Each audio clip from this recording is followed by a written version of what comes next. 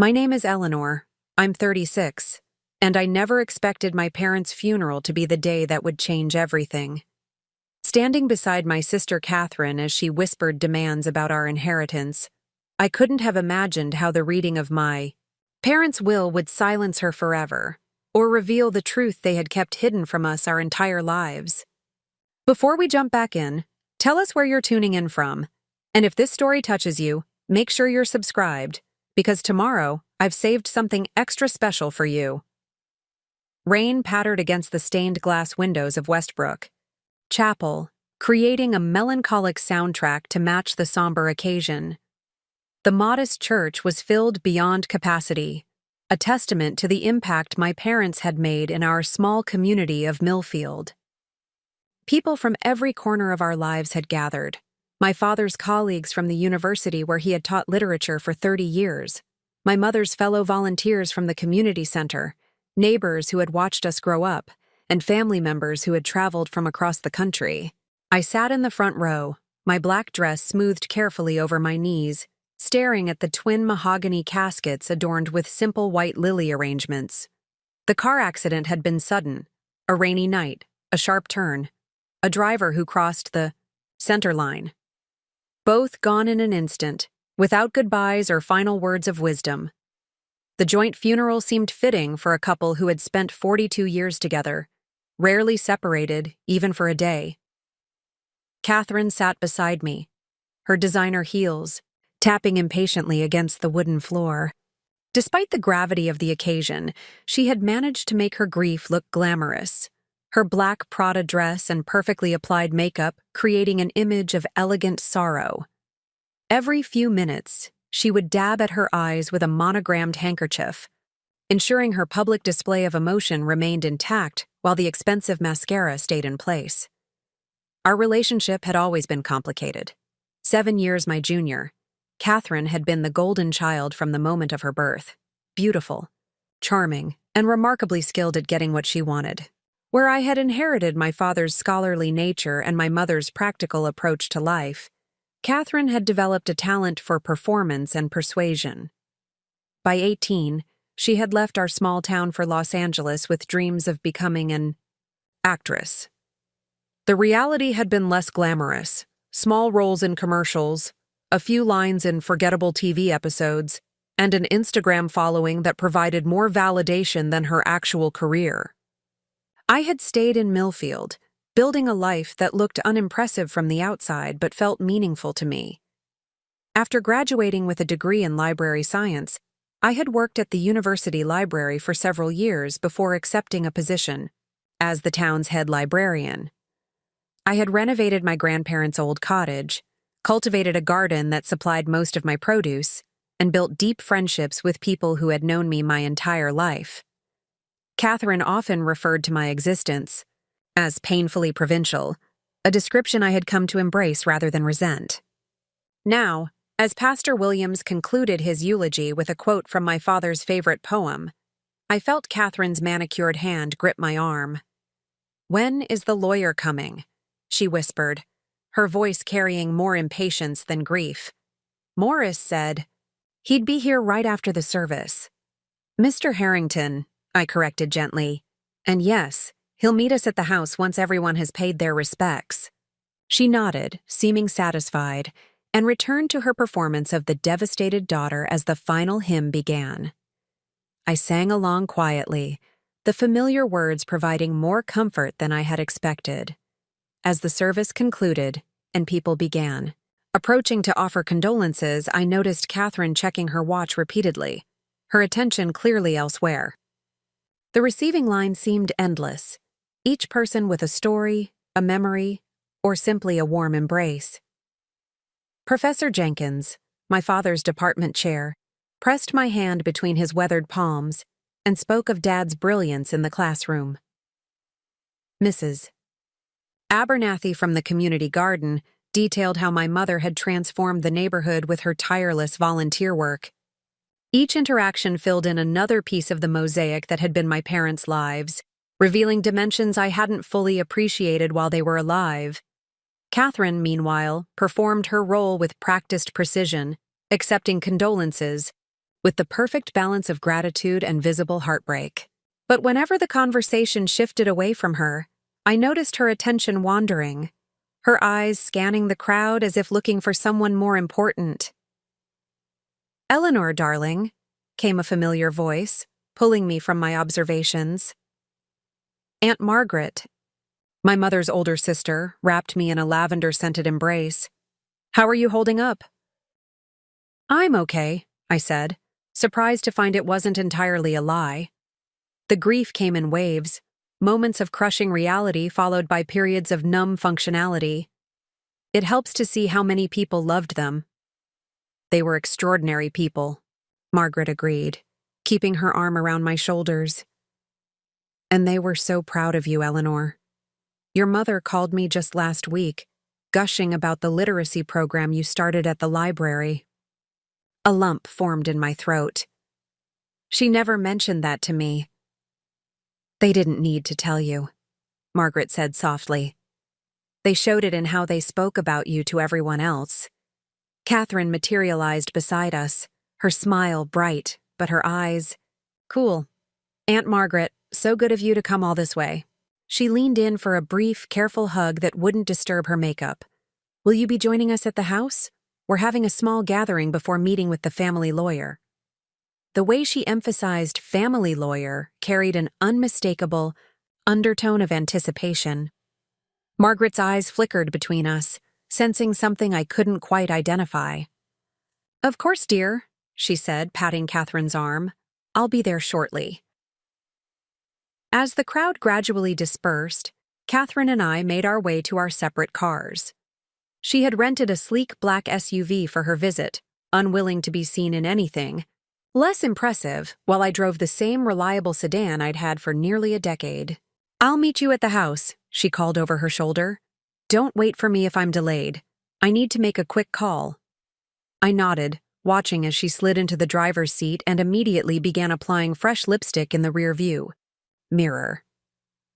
The contrast between us had never felt more pronounced, Catherine approaching even our parents' funeral as a networking opportunity, while I struggled to maintain my composure through genuine grief. The drive to our childhood home took less than 10 minutes, but it provided a welcome moment of solitude. Passing through the familiar streets of Millfield, past the elementary school we had both attended, the park where Dad had taught us to, ride bikes, the ice cream shop where Mom would take us after dentist appointments as a contradictory reward, I felt the reality of their absence settling into my bones.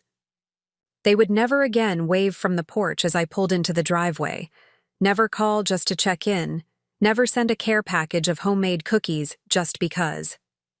Several cars were already parked along the curb when I arrived.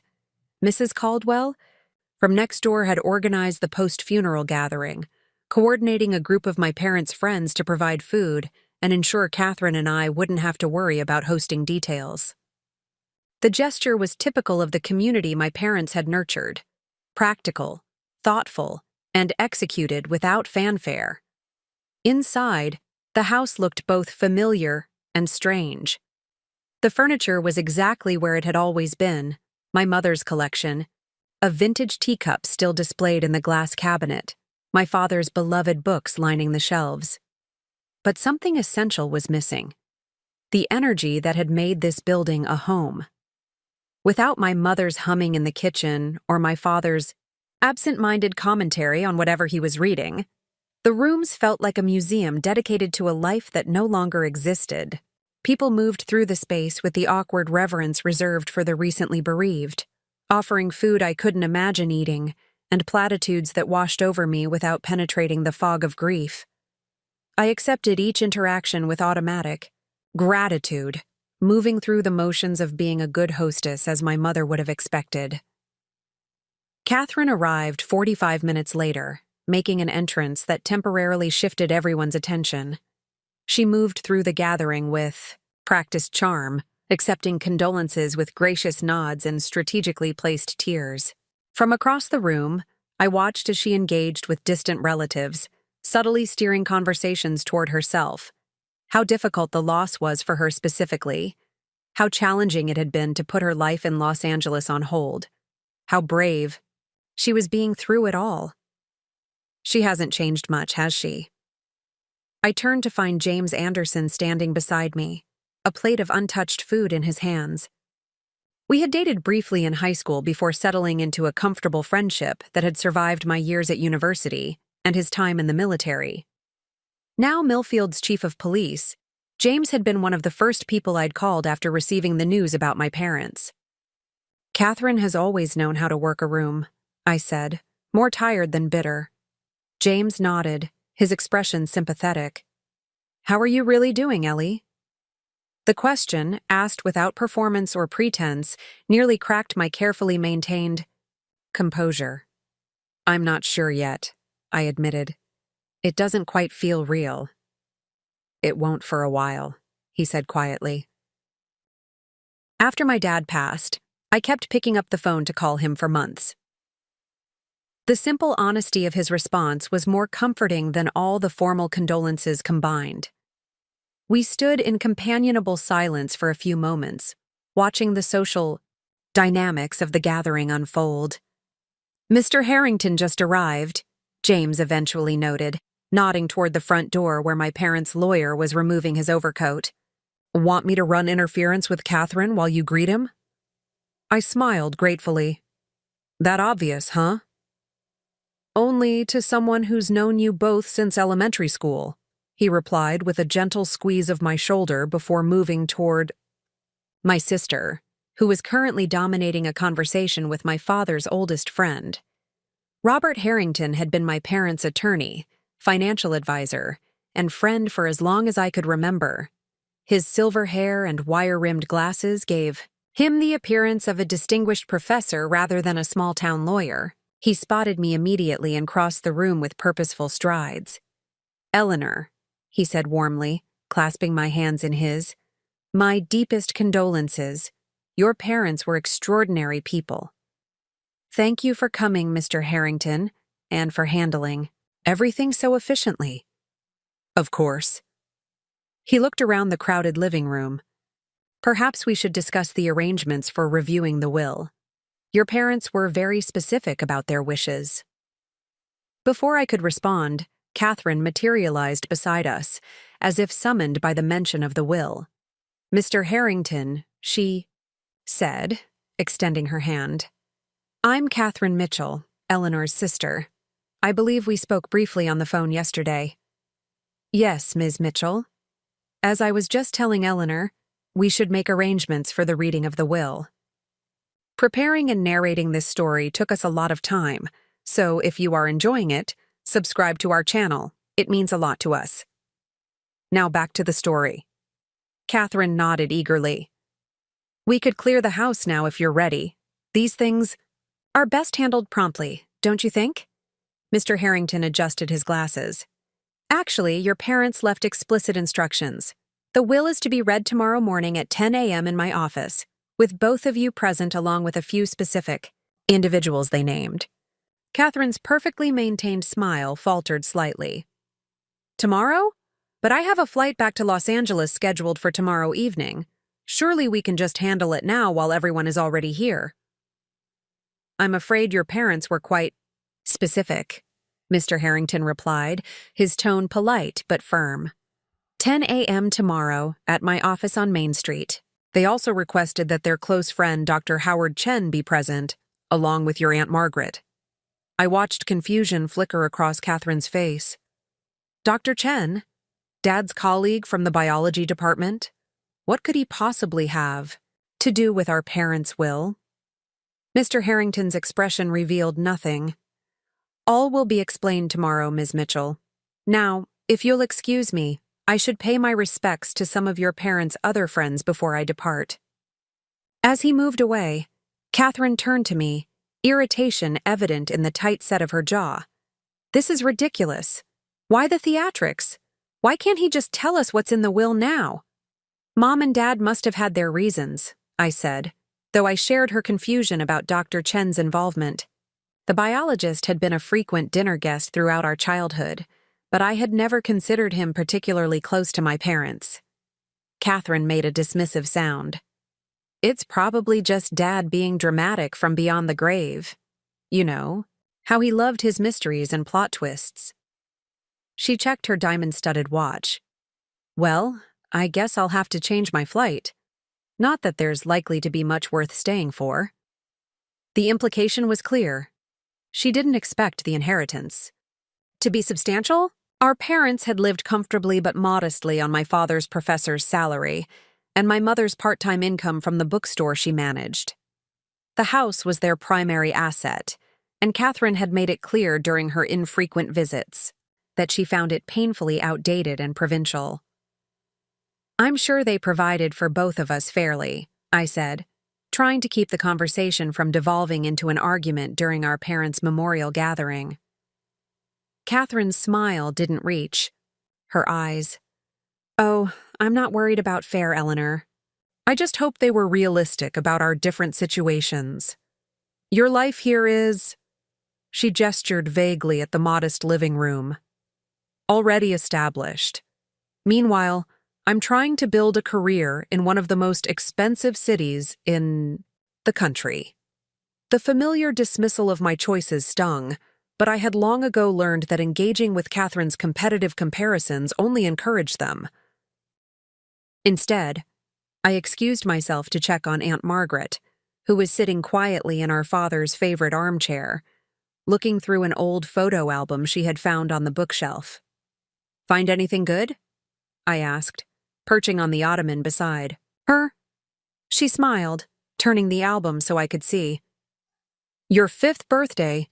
Look at you, so serious about cutting the cake precisely right.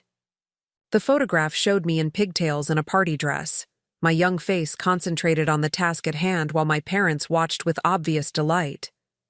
Catherine, still a toddler, was reaching for the cake from our mother's arms, already showing signs of the impulsiveness that would characterize her approach to life. Some things never change, I said with a small smile. Margaret patted my hand. More things than you might realize. She closed the album carefully. Are you staying in the house tonight? I nodded. It seemed easier than going back and forth. From my place. Catherine's staying in her old room too. Good. You shouldn't be alone right now. She glanced across the room to where Catherine was engaging animatedly with a distant cousin who worked in television. Either of you. As the afternoon progressed, guests gradually departed with final hugs and promises to check in soon. By early evening, only family remained. Aunt Margaret, Uncle Philip, a few cousins who had traveled from out of state, and Catherine, who had retreated to her old bedroom to make some important calls.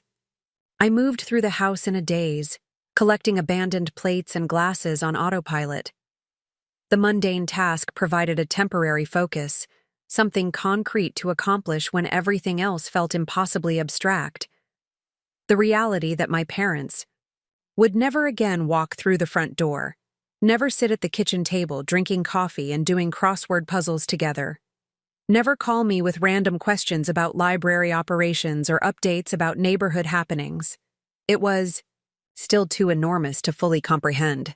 Leave those, Eleanor, Aunt Margaret said gently, taking a stack of plates from my hands. Philip and I will clean up. You should rest. I don't think I can, I admitted. Every time I stop moving, it hits me all over again. She nodded, understanding. I felt the same after your grandfather died. I reorganized my entire kitchen at 3 a.m. She guided me to the sofa. But you need to preserve your strength for tomorrow. What do you think is going on with the will? I asked, finally voicing the question that had been nagging at me. Why the specific instructions? And why include Dr. Chen? Margaret's expression was carefully neutral. I think we should respect your parents' wishes and wait until tomorrow for those answers. Something in her tone suggested she knew more. Then she was saying, but before I could press further, Catherine descended the stairs, her irritation preceding her like a storm front. This is completely unacceptable, she announced, waving her phone for emphasis. Do you know how much it costs to change a last-minute first-class ticket? And for what? Some dramatic reading of a will that could have been handled today? Catherine, Margaret began. Your parents had their reasons. Their reasons are irrelevant now, aren't they? Catherine interrupted. They're gone, and we're left dealing with the practical consequences. I have commitments in Los Angeles, a callback, for a significant role that I've now had to reschedule at the risk of losing the opportunity entirely. I felt a flash of anger cut through my grief. Our parents just died, Catherine. Maybe your acting career can take a back seat for a few days. Her eyes narrowed. Easy for you to say. Your little library job will be waiting regardless. Some of us have to fight for every opportunity. Before I could respond, Margaret stepped between us. This is neither the time nor the place. You're both grieving, and grief makes us say things we don't mean. Catherine huffed but didn't argue further. Fine, I'll meet you all at the lawyer's office tomorrow. I assume there's nothing else requiring my presence tonight? Without waiting for an answer, she grabbed her designer coat and purse. I need some air. Don't wait up. The front door closed behind her with more force than necessary, leaving an awkward silence in her wake. She's always been theatrical, I said finally, attempting to lighten the mood. Margaret's smile didn't reach her eyes. Get some rest, Eleanor. Tomorrow will be significant. Her choice of words struck me as odd, but exhaustion was beginning to overshadow curiosity. After seeing the remaining family members off with promises to reconnect tomorrow, I found myself alone in my childhood, home for the first time since the accident. The silence was overwhelming. I moved from room to room, touching familiar objects. My father's reading glasses left on his desk, my mother's gardening gloves hung by the back door, waiting for hands that would never wear them again. Each item was a fragment of the life they had built, now frozen in time like artifacts in a museum. In their bedroom, everything remained exactly as they had left it that final morning. My mother's novel open on her nightstand, my father's sweater draped over the chair, their shared closet still holding his and hers bathrobes, side by side after 4 decades of marriage. The intimacy of the space made their absence even more palpable. I sat on the edge of their bed, finally allowing the tears I had controlled all day to flow freely. The grief came in overwhelming waves, memories flooding back with each sob.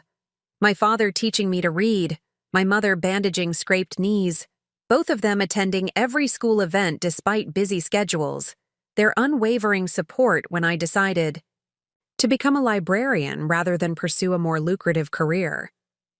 They had been imperfect parents in the way all parents are imperfect, sometimes distracted, occasionally misunderstanding, human in their limitations. But they had loved consistently, showing up day after day with unwavering commitment. That foundation had shaped my approach to life, informing my choices and values in ways I was only beginning to fully appreciate now that they were gone. Catherine had experienced the same parenting, yet had emerged with such different priorities and perspectives. Had there been something fundamentally different in how our parents had related to each of us? Or had we simply interpreted the same love through different lenses? These questions, previously academic, now felt urgent in light of tomorrow's mysterious meeting. Eventually, exhaustion overcame grief, and I fell asleep fully clothed atop my parents' bed, surrounded by their lingering scent and the echoes of a lifetime of love. Morning arrived with harsh clarity, sunlight streaming through windows. My mother would have opened to let in the fresh air. I woke disoriented, momentarily forgetting where I was and why. Then reality crashed back with merciless force. The accident, the funeral, the impending reading of the will. After a quick shower and change of clothes, I made coffee in the kitchen, where my parents had started every day together for decades. The familiar ritual brought both comfort and pain, muscle memory carrying me through motions my mother had performed thousands of times, while my conscious mind grappled with her permanent absence. Catherine arrived precisely at 9:30, impeccably, dressed in another designer outfit that somehow managed to be both funeral-appropriate and fashion-forward. Her makeup was flawless, concealing any evidence of the emotional toll the past days might have taken. "You're wearing that?" she asked by way of greeting, eyeing my simple black dress and cardigan. "Good morning to you too," I replied, choosing to ignore the critique. "Coffee?" She shook her head. "Already had my morning matcha. We should get going. I want to speak with Mr. Harrington before this official reading begins." The drive to the lawyer's office was silent, tension filling the car like an invisible third passenger. Catherine checked her phone repeatedly, sighing dramatically at messages that apparently required her urgent attention. I focused on the familiar streets of Millfield, drawing comfort from the unchanging backdrop of my life. Mr. Harrington's office occupied the second floor of one of Main Street's historic buildings, its entrance marked by a discreet brass plaque, rather than ostentatious signage. The reception area was warmly traditional: leather chairs, oak wainscoting, and actual paper files visible on the assistant's desk. "Ms. Reynolds, Ms. Mitchell," the receptionist greeted us with professional warmth. "Mr. Harrington is expecting you. Dr. Chen and Mrs. Bradford have already arrived." Catherine immediately straightened, her expression shifting to what I recognized as her networking mode: alert, charming, and calculating all at once. Perfect timing, then. We were led to a conference room where Aunt Margaret and Dr. Chen sat on opposite sides of a polished table. Mr. Harrington stood when we entered, gesturing to the two remaining chairs. "Thank you both for coming. I know this is a difficult time, but your parents were adamant about the handling of their estate." He placed a folder on the table, his movements deliberate and formal. "Before we begin, I should mention that they left a letter to be read first." Catherine shifted impatiently. "A letter?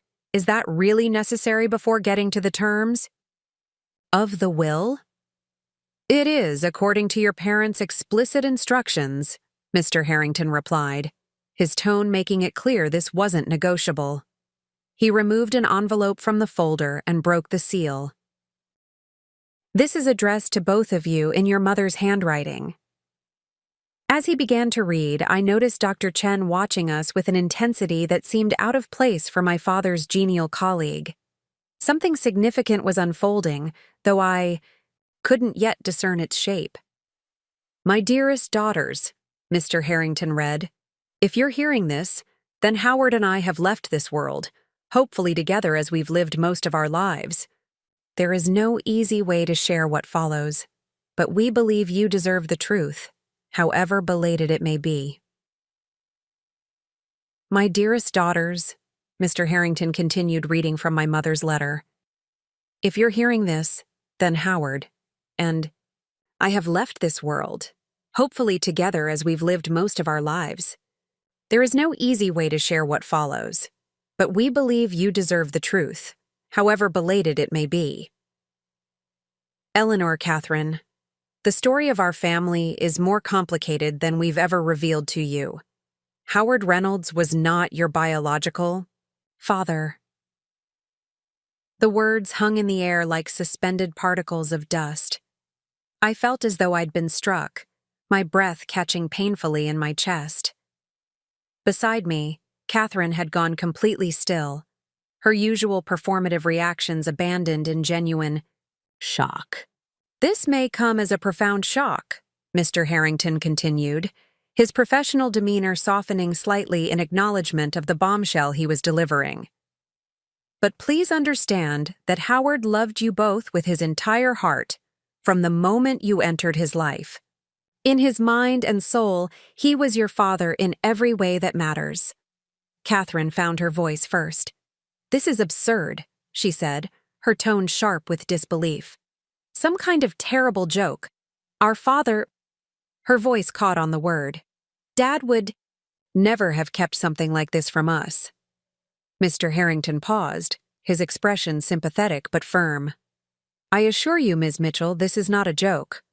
Your parents," he corrected himself, "your mother and Howard consulted with me extensively about how to handle this disclosure. If you'll allow me to continue, I believe the letter will answer many of your questions. I nodded numbly, unable to form words. My entire understanding of my family history was crumbling, leaving me unmoored in a sea of uncertainty. The truth is both simple and complicated, the letter continued. I met your biological father, Dr. Howard Chen, during my first year working at the university library. He was a brilliant young biology professor, newly arrived from China on a research fellowship. Our connection was immediate and profound, but also impossible due to the social realities of the time. In 1985, an interracial relationship between a Chinese immigrant scientist and a small-town librarian created complications neither of us was prepared to navigate. When I discovered I was pregnant with Eleanor, we were faced with impossible choices in a time and place that offered little support for our situation. Howard Reynolds was my dear friend from childhood, who had always held deep feelings for me.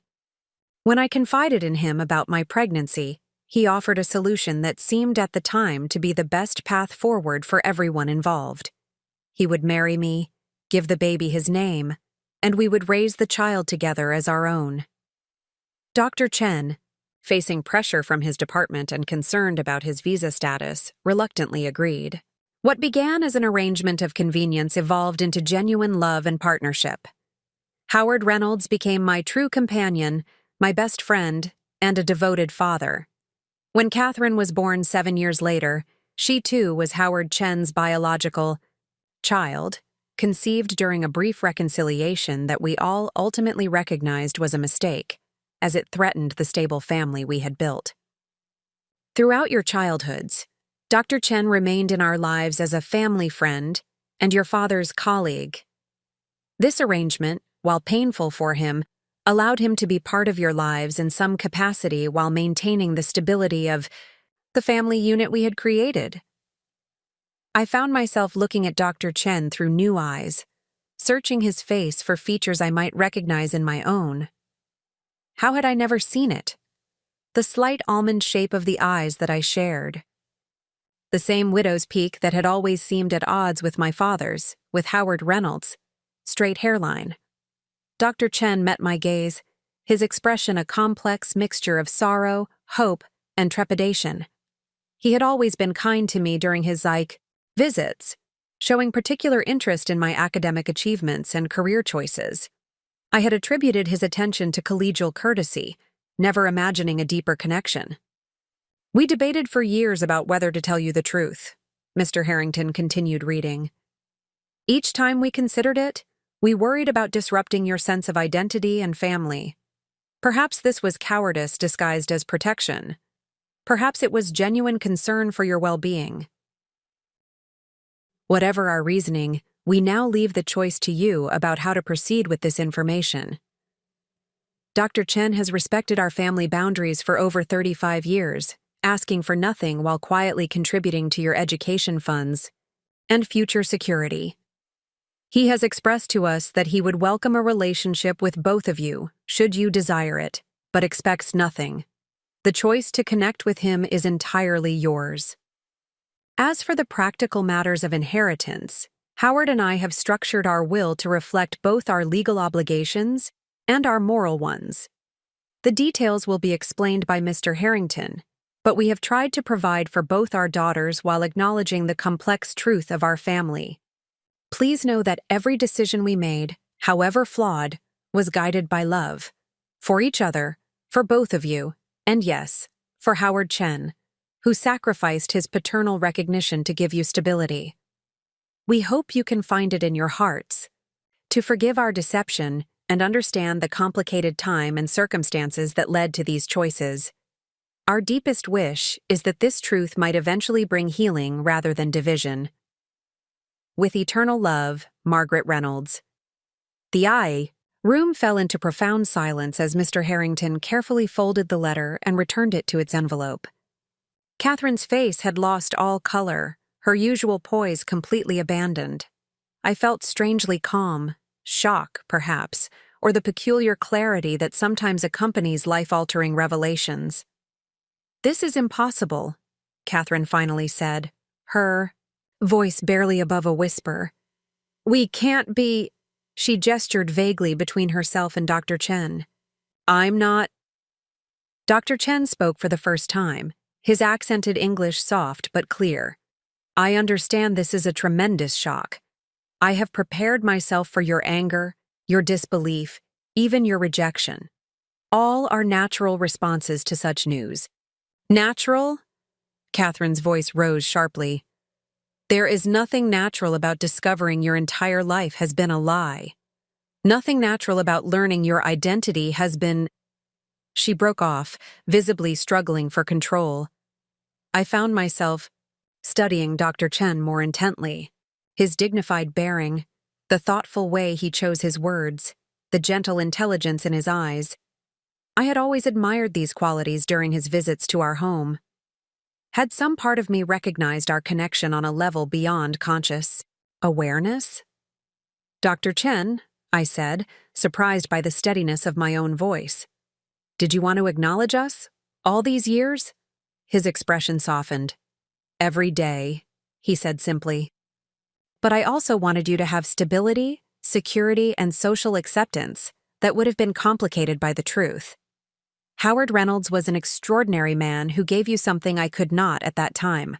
A father whose legal and social right to parent you would never be questioned. Catherine's laugh held no humor. So noble, all of you making decisions about our lives, our identities, without ever considering we deserve the truth. Catherine, Aunt Margaret interjected, gently. Your parents, all three of them, were navigating impossible circumstances in a very different time. You knew? I asked, suddenly realizing the implication of her presence at this meeting. All along? Margaret nodded. I was there when Eleanor was born. Someone needed to know the truth in case something happened to Margaret. And Howard. They trusted me to help you understand if this day ever came. Mr. Harrington cleared his throat. If you feel able to proceed, there are practical matters regarding the will that we should address. Catherine straightened, her inherent pragmatism reasserting itself through the shock. Yes, let's get to the inheritance portion of this family. Revelation. Her words carried a bitter edge, but I recognized the deflection for what it was. A retreat to familiar territory of material concerns, rather than facing the emotional earthquake of our newly revealed origins. Very well, Mr. Harrington said, opening a different document. The will itself is quite straightforward. The family home in Millfield and all its contents are left to Eleanor Reynolds, along with a life insurance policy valued at $250,000. Catherine's head snapped up, her expression hardening. The entire house? To Eleanor? What about me? Mr. Harrington held up a hand, requesting patience. To Catherine Mitchell, your parents have left their vacation cabin at Cedar Lake, along with a separate life insurance policy also valued at $250,000. The cabin? Catherine's voice dripped with disdain. That tiny two-bedroom in the middle of nowhere that needs a complete renovation? How is that remotely equivalent to the house? I remained silent, processing this information alongside the earlier revelation. The house had never been particularly grand, a comfortable four-bedroom colonial that needed updating, but it represented stability and continuity, qualities I had always valued. Catherine, with her Hollywood aspirations, had repeatedly dismissed it as provincial and outdated. Her sudden interest seemed driven more by the perceived inequity than by any genuine attachment to our childhood home. There's more, Mr. Harrington continued calmly. Dr. Chen has maintained 2 trust funds, established at each of your births, which have grown considerably over the years. These funds were technically created by your parents, with Dr. Chen as the primary contributor, to maintain the family narrative. He turned to another document.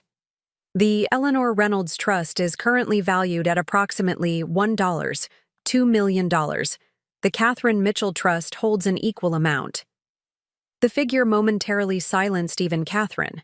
Our modest middle-class family had never hinted at this level of financial provision. I looked to Dr. Chen, who sat with quiet dignity, his expression revealing nothing.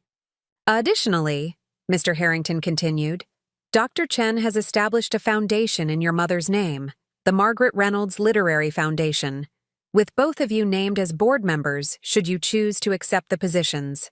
The foundation is endowed with $5 million with the mission of supporting literacy programs and library science education, particularly for students from diverse backgrounds.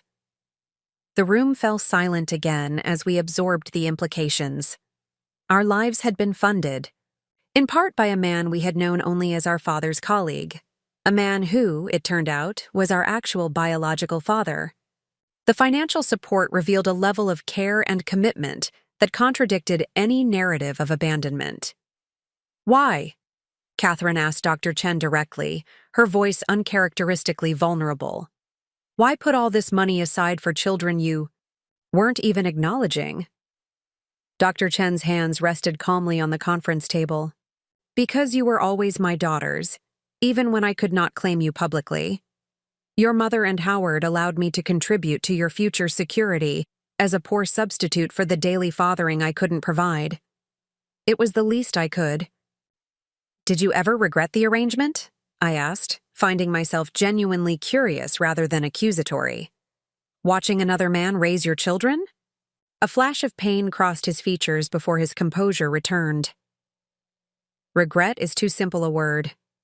I experienced profound grief at what I couldn't share with you. The daily moments of your childhoods, the right to openly love you as a father. But I never regretted the stability and love Howard provided. He was an extraordinary father in all the ways that matter most. Catherine pushed her chair back abruptly. This is overwhelming. I need some air. She stood, gathering her designer purse with trembling hands. I can't process all of this at once. Mr. Harrington nodded, understanding. Of course, these documents aren't going anywhere. We can reconvene when you've had time to absorb the information. I'll come with you, Aunt Margaret offered, rising to follow Catherine. As they left, an awkward silence descended on the conference room. Dr. Chen, my biological father, a concept still too enormous to fully comprehend, watched me with careful attention, clearly trying to gauge my emotional state. You have questions, he said finally. I have waited 36 years to answer them, if you will allow me. The gentleness in his voice unlocked something in my chest. Did you love her? My mother? His smile held decades of complicated emotion. From the moment I saw her shelving books in the university library. She had this way of completely focusing on whatever was before her, the book in her hands, the person asking a question, the flower she was planting. That quality of presence was rare and beautiful. I nodded, recognizing the description of my mother's characteristic attentiveness. And did you resent him, Howard? I hesitated. Dad? I tried to, he admitted with surprising candor. In the beginning, I told myself he had taken what should have been mine, but Howard Reynolds made that impossible. He loved your mother, with complete devotion, and raised you girls with extraordinary care. He never treated me as a threat or an intruder, even when it would have been natural to do so. Instead, he found ways to include me in your lives without compromising the family structure. He paused, emotion briefly overtaking his usual reserve. He was a far better man than most would have been in that situation. Mr. Harrington discreetly excused himself, leaving us alone in the conference room. Through the glass wall, I could see Catherine pacing in the reception area, her animated gestures suggesting she was processing the revelations in her characteristically dramatic fashion. All those dinners at our house, I said slowly, memories rearranging themselves into a new pattern. The interest in my school projects, the books you always brought, they weren't just colleague courtesies. He shook his head. They were, father's poor attempts to connect within the boundaries we had established. Your mother and Howard were generous in allowing those small interactions. Many men in Howard's position would have found it too threatening. Did Catherine know? Did either of us ever suspect? The question had been forming since the initial revelation. Not consciously, I don't believe. Though children often sense things beyond their understanding. He hesitated, then added, "You once asked your mother, when you were about 5, why Dr. Chen's eyes looked like yours when Daddy's didn't. She told me later that her heart nearly stopped, but she explained that many people have similar features without being related." The memory surfaced faintly. A casual observation made during childhood that had apparently created momentary panic for the adults maintaining the carefully constructed narrative of our family. "I would understand," Dr. Chen said carefully, "if you need time before deciding whether you want any relationship with me. This revelation changes nothing about the father who raised you, and everything about how you might see yourself and your history." His consideration touched me unexpectedly. Here was a man who had waited more than 3 decades for the possibility of acknowledgement, yet he was placing my emotional needs above his long-deferred desire for recognition. "I think," I said slowly, "that I would like to know you. Not to replace the father who raised me, but to understand the complete truth of where I come from." The relief that crossed his features revealed how carefully he had been controlling his hopes. "That is more than I dared expect, Eleanor. Thank you." The door opened as Catherine returned, her expression now carefully composed, though her eyes remained turbulent. Aunt Margaret followed, her posture suggesting she was prepared to intervene if necessary. "I've been thinking," Catherine announced, without preamble. "The house should be sold and the proceeds divided equally between us. It's the only fair approach given these extraordinary circumstances." I felt a flash of familiar frustration at her transactional approach to what was fundamentally an emotional situation. "That wasn't what they wanted, Catherine.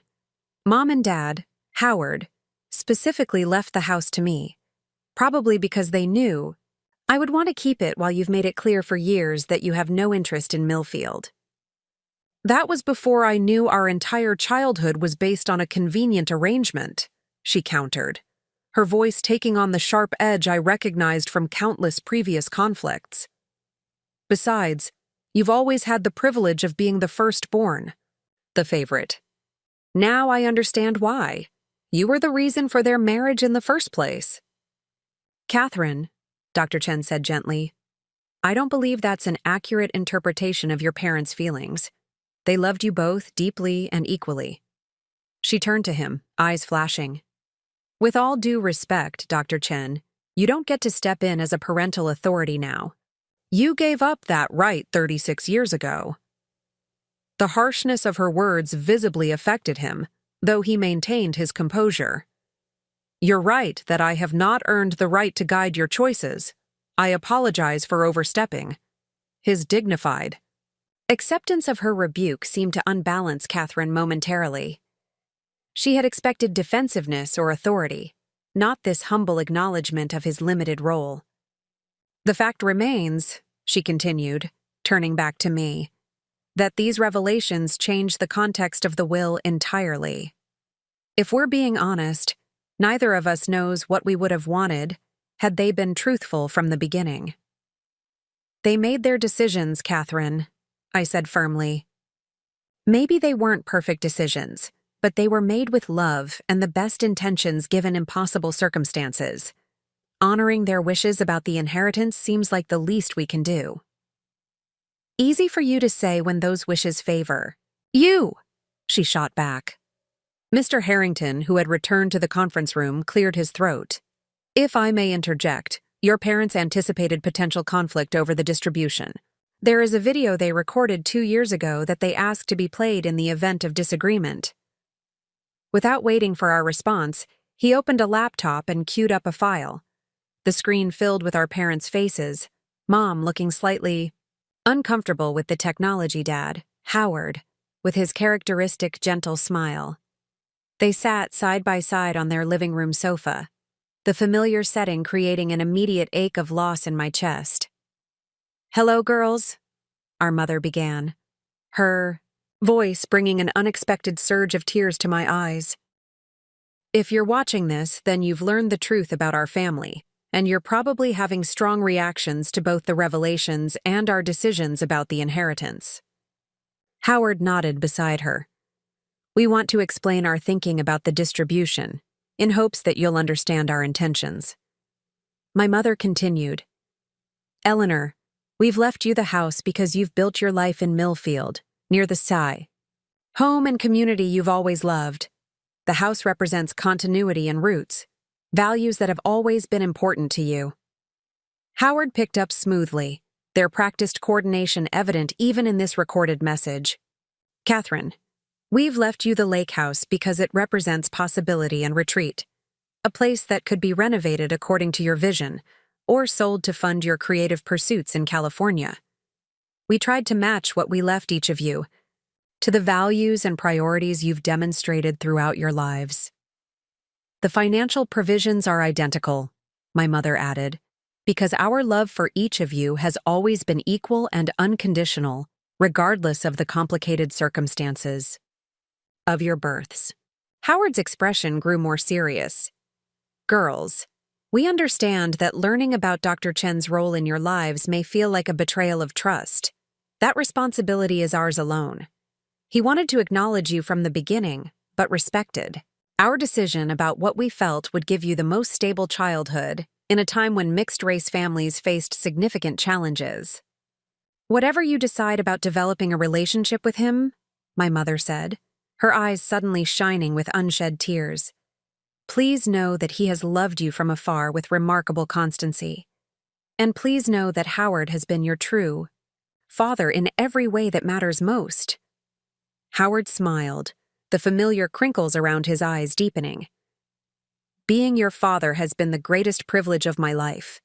Biology is just chemistry. Fatherhood is showing up day after day with love and presence. By that measure, I have been blessed beyond measure to be your dad. The video ended, freezing on their smiling faces, captured 2 years ago. Never. Imagining that within 24 months they would both be gone, leaving behind this digital time capsule of explanation and love.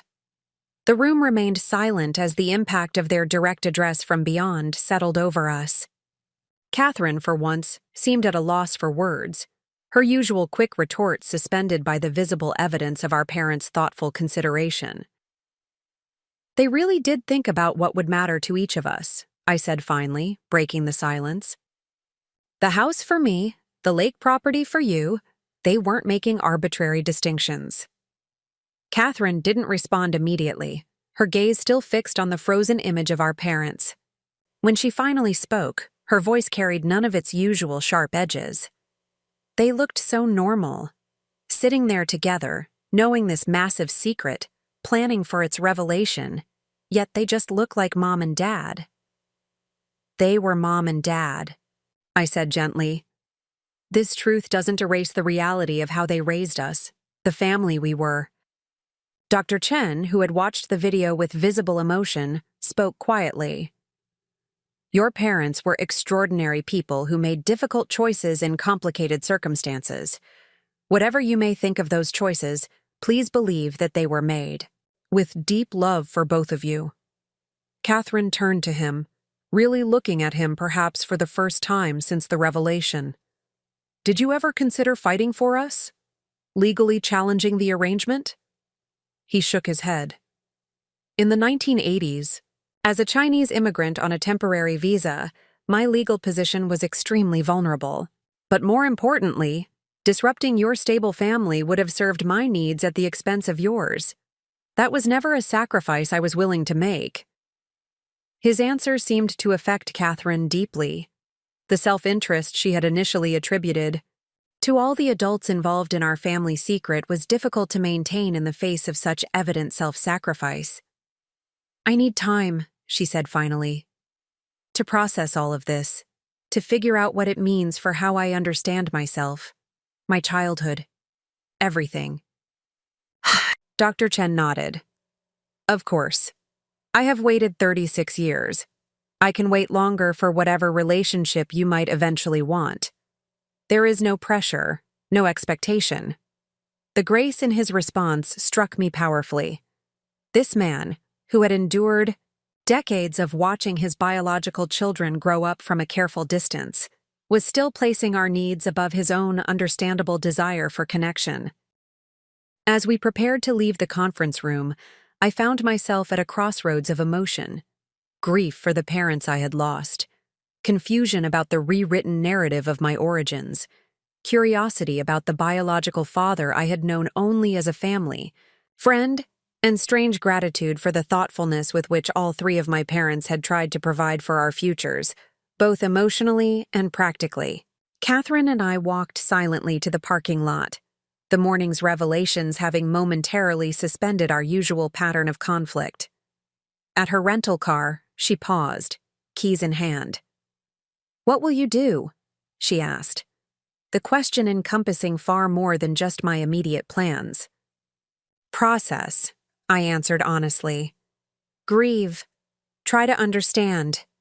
Eventually, I think I'll want to know him better, not to replace Dad, but to complete the picture." She nodded, her expression uncharacteristically vulnerable. "I don't know if I can do that.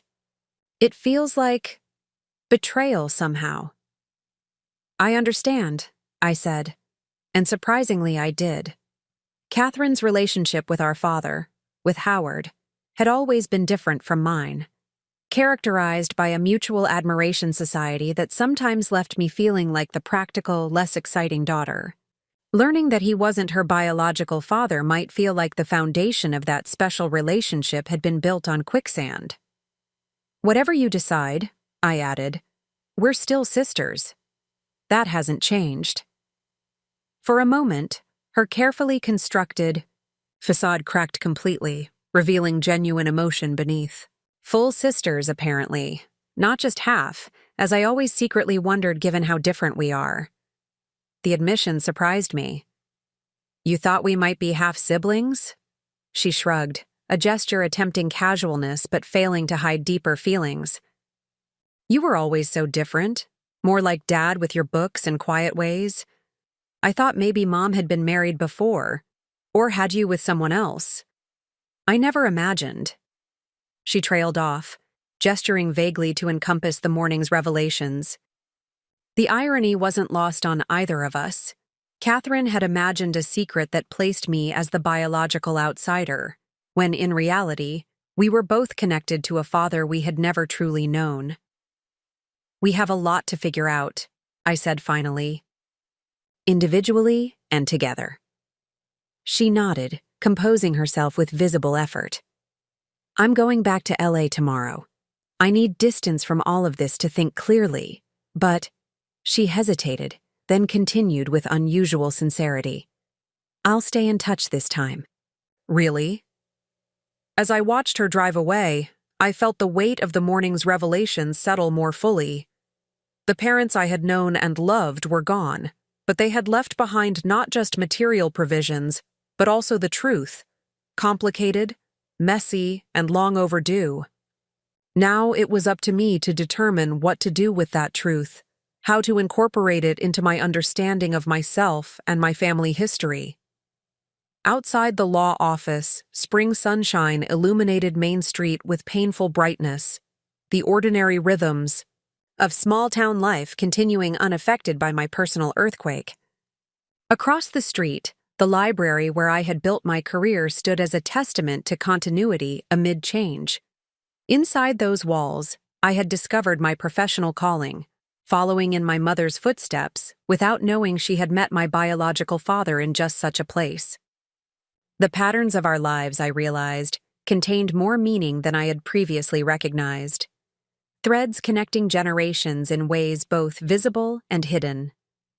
The truth my parents had finally shared offered not just disruption, but also the possibility of new understanding, new connections, and perhaps eventually a more complete sense of identity. The days following the revelation at the lawyer's office took on a dreamlike quality. I moved through my routine tasks, reopening the library after a brief closure, responding to condolence messages, sorting through the practical administrative details that follow death, all while carrying the weight of this new understanding of my origins. Catherine departed for Los Angeles as planned, but something had shifted in our interactions. The text messages she sent were less performative, more authentic. Brief updates about her flight, a question about some childhood photos she wanted, copies of, even a tentative inquiry about how I was processing everything.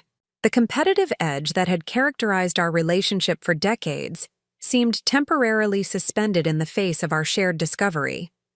Dr. Chen, Howard Chen, my biological father, had given me his contact information with gentle assurance that I could reach out whenever I felt ready, if I ever did. No pressure, no expectations, he had said, his calm dignity only increasing my curiosity about this man whose blood ran in my veins, yet whose life remained largely unknown to me. 1 week after the funeral, I found myself alone in my parents' house, my house now, according to the will, surrounded by the physical evidence of the life they had built. Books lined every available shelf, testifying to my father's, to Howard, Reynolds' love of literature and learning. My mother's gardens bloomed outside the windows, her careful planning ensuring continuous color from early spring through late autumn. Photos chronicled family vacations, graduations, ordinary moments, preserved in time. What struck me most powerfully was that knowing the truth about my biological parentage didn't diminish the reality of the family depicted in those photos. Howard Reynolds had been my father in every meaningful sense of the word, present at bedtime stories and swim lessons, school plays and college move-in days. The man who had taught me to ride a bike, who had built bookshelves for my growing collection, who had walked me down the aisle at my brief, unsuccessful marriage and welcomed me home without judgment when it ended.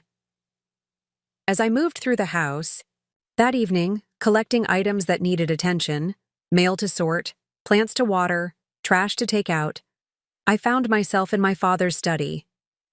The space had always been a sanctuary of sorts, lined with bookshelves and featuring the comfortable leather chair where he had spent countless hours reading and grading papers. His desk remained as he had left it, organized yet lived in, with a half-completed crossword puzzle still open beside his favorite pen. On impulse, I sat in his chair, running my fingers over the smooth wooden surface of the desk he had inherited from his own father. The drawer on the right contained supplies, paper, clips, stamps, spare pens. The center drawer held stationery and envelopes. The left drawer, always kept locked during his lifetime, was now accessible, the small key having been included among the personal effects returned by the hospital. I hesitated, feeling like an intruder despite my legal ownership of everything in the house. Whatever my father had considered private enough to keep locked away deserved respect. And yet, the events of the past week had demonstrated that respecting my parents' privacy had also meant remaining ignorant of fundamental truths about my own identity. With trembling fingers, I inserted the small brass key and turned it. The drawer slid open smoothly, revealing a stack of leather-bound journals arranged by date, each bearing my father's distinctive handwriting on the spine. Journals I had never known he kept. The earliest dated back to 1985, the year of my birth. I lifted it carefully, feeling the weight of history in my hands. Opening to the first entry, dated January 17, 1985, I began to read. Margaret told me today about the baby. She is carrying another man's child, Chen's child, yet all I could feel was concern for her distress rather than my own wounded pride. She expects me to withdraw my proposal, to leave her to face this alone. Instead, I find myself more determined than ever to create a life with her. This child, innocent of the circumstances of its conception, deserves a father who will be present and devoted. If Margaret will still have me, I want to be that father. Tears blurred my vision as I continued reading, following the journey of a young man choosing to embrace a child not biologically his own. His entries revealed moments of doubt, certainly, wondering if he would be able to love me fully, questioning whether Margaret still had feelings for Dr. Chen, worrying about his own adequacy as a father. But they also documented the first time. He felt me kick through my mother's abdomen, the awe he experienced when holding me after birth, the overwhelming love that took him by surprise. Eleanor Rose Reynolds arrived at 2:17 this morning. He wrote on April 3, 1985. 6 pounds, 8 ounces of absolute perfection. When the nurse placed her in my arms, something extraordinary happened. This tiny being with Chen's eyes and Margaret's nose became, in an instant, my daughter. The biological realities seem suddenly irrelevant in the face of this profound connection. I will spend my life ensuring she never doubts she is deeply, completely loved. Hour after hour, I read through his journals, following the evolution of our family through his thoughtful, honest documentation. The complex arrangement with Dr. Chen, initially tense and awkward, gradually evolved into a relationship of mutual respect and eventually genuine friendship, bound by shared concern for my well-being. The arrival of Catherine 7 years later, another biological child of my mother and Dr. Chen, was recorded with the same love and commitment. Another daughter, he wrote on June 12, 1992. Catherine Grace Reynolds came into the world loudly announcing her presence, so different from my Eleanor's quiet arrival. Margaret is exhausted but radiant. Chen visited briefly at the hospital, the pain in his eyes unmistakable as he looked at this second child he cannot publicly claim. I find myself in the strange position of feeling compassion for this man who shares a connection with my wife, I will never have, yet who must watch from a distance as I raise his biological children. What a complex web we have woven in our attempt to create something stable and loving from circumstances that began in secrecy. What emerged from these private reflections was a portrait of a man of extraordinary character, one who had faced unusual challenges with grace, who had chosen love and commitment daily for decades, who had created family through intention rather than biology. Howard Reynolds had known exactly who I was from the moment of my conception, and had chosen me, chosen us, with full awareness and open heart. The revelation brought not anger at the deception, but a profound appreciation for the man who had been my father in all ways that mattered. His journals revealed not perfect decisions, but thoughtful, loving ones. Choices made within the context of a time when interracial families faced significant social challenges, when concepts of family formation were far more rigid than today. Dawn was breaking by the time I finished reading the journal from my birth year. Exhausted but strangely peaceful, I returned it to the drawer alongside the others, a chronicle of our family's unconventional journey seen through the eyes of the man who had provided its foundation. Later that morning, after a few hours of restless sleep, I made a decision. I reached for my phone and composed a text message to Dr. Chen. I would like to meet with you when you have time. There is much I'd like to learn about your perspective on our family story. His response arrived within minutes. I am available whenever works for you. Just name the time and place. Thank you for this opportunity, Eleanor. We arranged to meet that afternoon at Riverside Park, a neutral location that offered both privacy and the option to walk while talking, somehow easier than sitting face-to-face across a table with this man who was simultaneously familiar and a stranger. When I arrived, Dr. Chen was already there, seated on a bench overlooking the river, his posture straight but not rigid, a book open in his hands. As I approached, he looked up, closing the book and standing with a grace that suddenly seemed familiar, the same fluid economy of movement I had often observed in myself. Eleanor, he said, his expression a careful mixture of pleasure and restraint. Thank you for suggesting this meeting. Thank you for being available on such short notice, I replied, suddenly uncertain how to proceed despite having rehearsed this conversation in my mind throughout the morning. He gestured toward the walking path that followed the river's curve. Would you prefer to walk? Sometimes movement makes conversation easier. I nodded gratefully, and we fell into step beside each other, maintaining a respectful distance. The silence between us wasn't exactly comfortable, but neither was it hostile. Rather, it carried the weight of decades of unspoken truths. "I read my father's journals last night," I said finally. "Howard's journals. He documented everything, from when my mother told him about her pregnancy, through our entire childhood." Dr. Chen's expression revealed surprise. "I didn't know he kept journals." Neither did I. They were in a locked drawer in his desk. I paused, gathering my thoughts. They helped me understand the complexity of the situation all of you were navigating. The journals painted a picture of three people trying to make the best decisions they could in difficult circumstances. He nodded, his gaze fixed on the path ahead. "Howard was an extraordinary man. When your mother told me about her pregnancy with you, I was terrified. Not of fatherhood itself, but of the implications for my position at the university, my visa status, and most importantly, the social consequences for a child of mixed race in a small town in the 1980s. And my mother? What was her initial reaction?" A small smile softened his features. "Margaret was always braver than I deserved. She was prepared to face single motherhood rather than terminate the pregnancy, though it would have meant significant social censure at that time.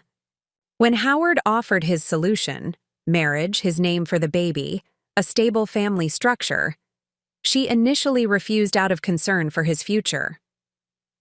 But he insisted," I said, recalling the journal entries. "Yes, Howard said he had loved Margaret since they were teenagers, and while the circumstances weren't what he had imagined, the opportunity to build a life with her and her child was one he wanted to embrace." Dr. Chen's voice carried unmistakable admiration. I was both grateful and devastated. Grateful that you and your mother would have security and social acceptance. Devastated that I would not be able to openly claim you as my daughter. We walked in silence for several minutes, passing a family, with young children feeding ducks at the river's edge.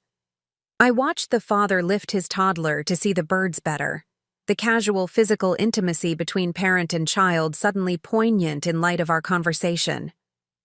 "What was the arrangement exactly?" I asked finally.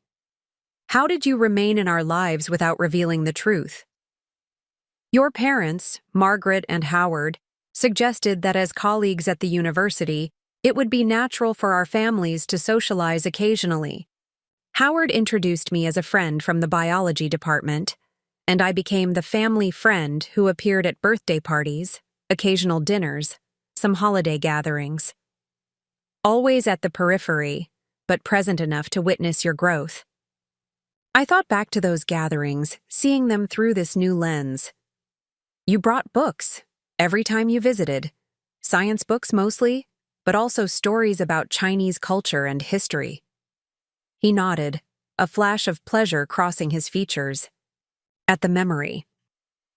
"I wanted to share something of your heritage with you, in the limited way available to me. Your mother and Howard were generous in allowing those small connections. And financially? The trusts? The foundation? That began when you were born. I insisted on contributing to your future security, since I could not contribute daily. Presence. Howard initially resisted, viewing it as his responsibility as your legal father, but eventually agreed to an arrangement where I would provide funds through him and Margaret, maintaining the appearance that they were the source." He paused, then added softly, "It was a poor substitute for being your father, but it was something concrete I could offer." We had reached a bend in the river where a small wooden gazebo provided shelter and seating. By unspoken agreement, we entered it, each taking a bench, now facing each other directly. "Catherine is struggling more with this revelation than I am," I said after a moment. "I think because her relationship with Howard, with Dad, was different from mine. They shared certain qualities: charisma, expressiveness, social ease. Finding out he wasn't her biological father seems to have shaken her sense of self in a way that's particularly difficult." Dr. Chen nodded understanding. "Genetic heritage is a complex element of identity.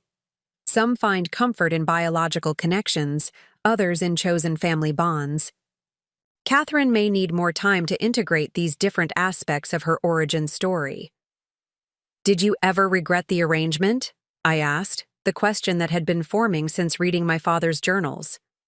Watching someone else raise your biological children, limiting your own role to that of occasional visitor? He considered the question carefully before answering. "Regret suggests I would have chosen differently given the same circumstances. I don't believe I would have, knowing the stability and love Howard provided for you and Catherine." He paused, emotion briefly overtaking his usual composure. "Did I experience grief? Profound grief, yes. There were moments, your first steps. First words, school achievements, when the limitations of my role were acutely painful. But grief for what cannot be is different from regret for choices made." The distinction struck me as both precise and profound, characteristic of the thoughtful man I was beginning to know beyond his role as my father's colleague and family friend. "What happens now?" I asked, the question encompassing the vast uncertainty of our newly acknowledged relationship. "That depends entirely on what you want, Eleanor," he replied. "I have imagined this conversation for 36 years, but always with the understanding that your comfort and well-being would determine its course. If you wish to know me better, I would be honored. If you prefer distance, I will respect that." Completely. His willingness to defer entirely to my preference moved me unexpectedly. This man, who had sacrificed open acknowledgement of his paternity for decades, was still placing my needs above his own understandable desire for connection. "I think," I said slowly, "that I would like to know you, not to replace the father who raised me, but to understand all the pieces of who I am and where I come from." The relief that crossed his features revealed how carefully he had been controlling his hopes. "That is more than I dared expect, Eleanor. Thank you. I have questions, though. Many questions." "Of course. I have answers, or at least my perspective, on whatever you wish to know. Tell me about your family in China. My grandparents I never knew existed." For the next 2 hours, we sat in that riverside gazebo as Dr. Chen, as Howard, shared the story of his origins.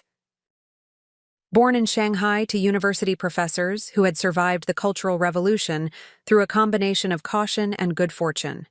His early aptitude for science, nurtured despite limited resources.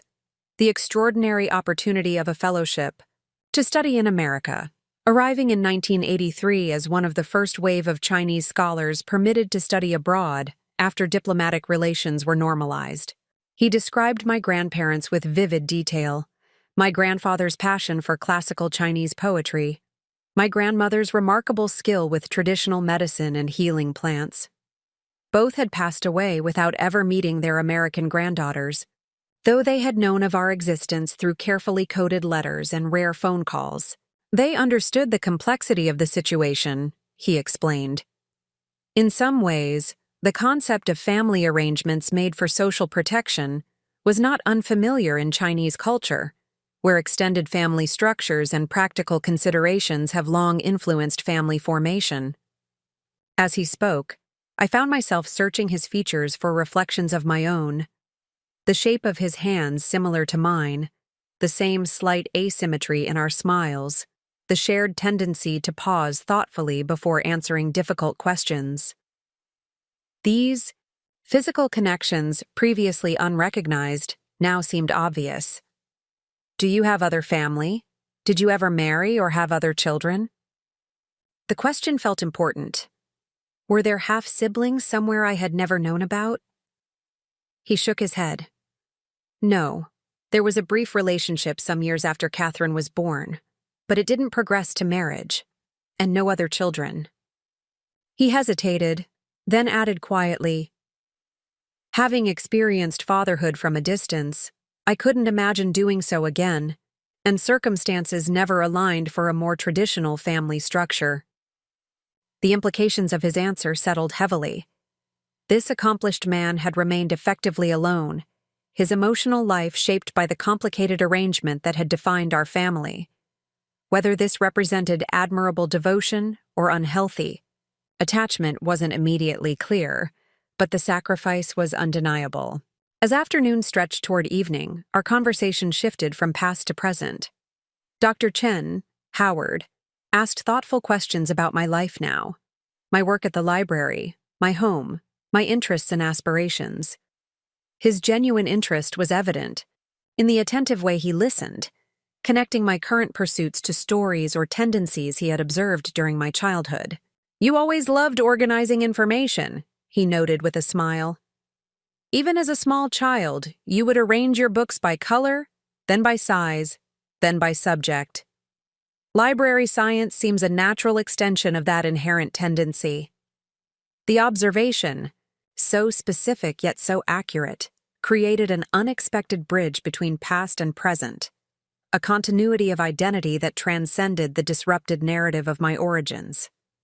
As shadows lengthened across the park, we finally stood to leave, both recognizing that this first real conversation had reached a natural conclusion while establishing a foundation for future interactions. "May I call you sometime?" he asked, his formal phrasing carrying an underlying vulnerability. "Perhaps we could have dinner next week if you're comfortable with that."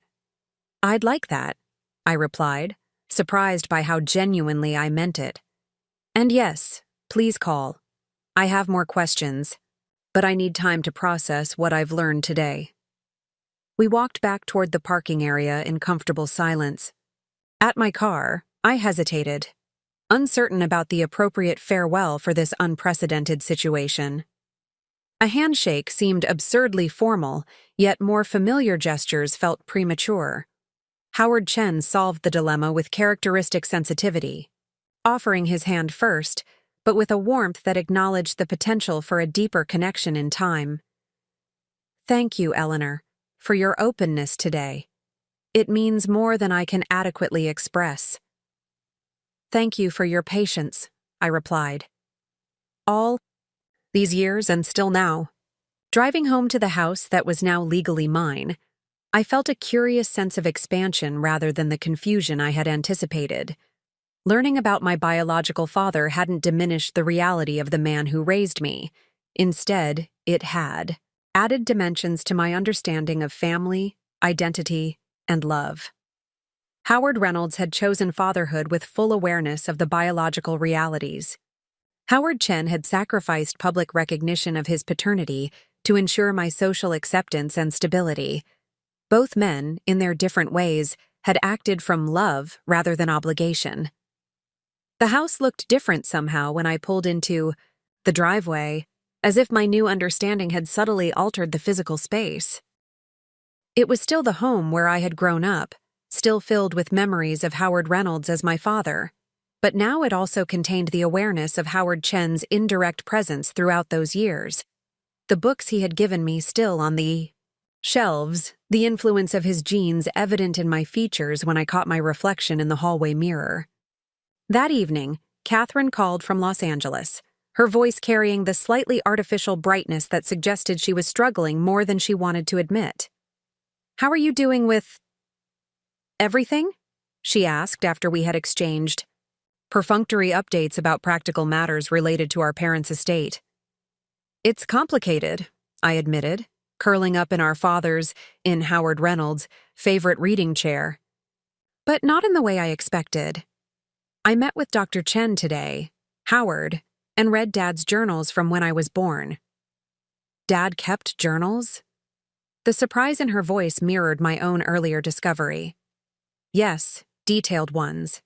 They helped me understand how much love went into the decisions they all made, even if those decisions created a complicated situation."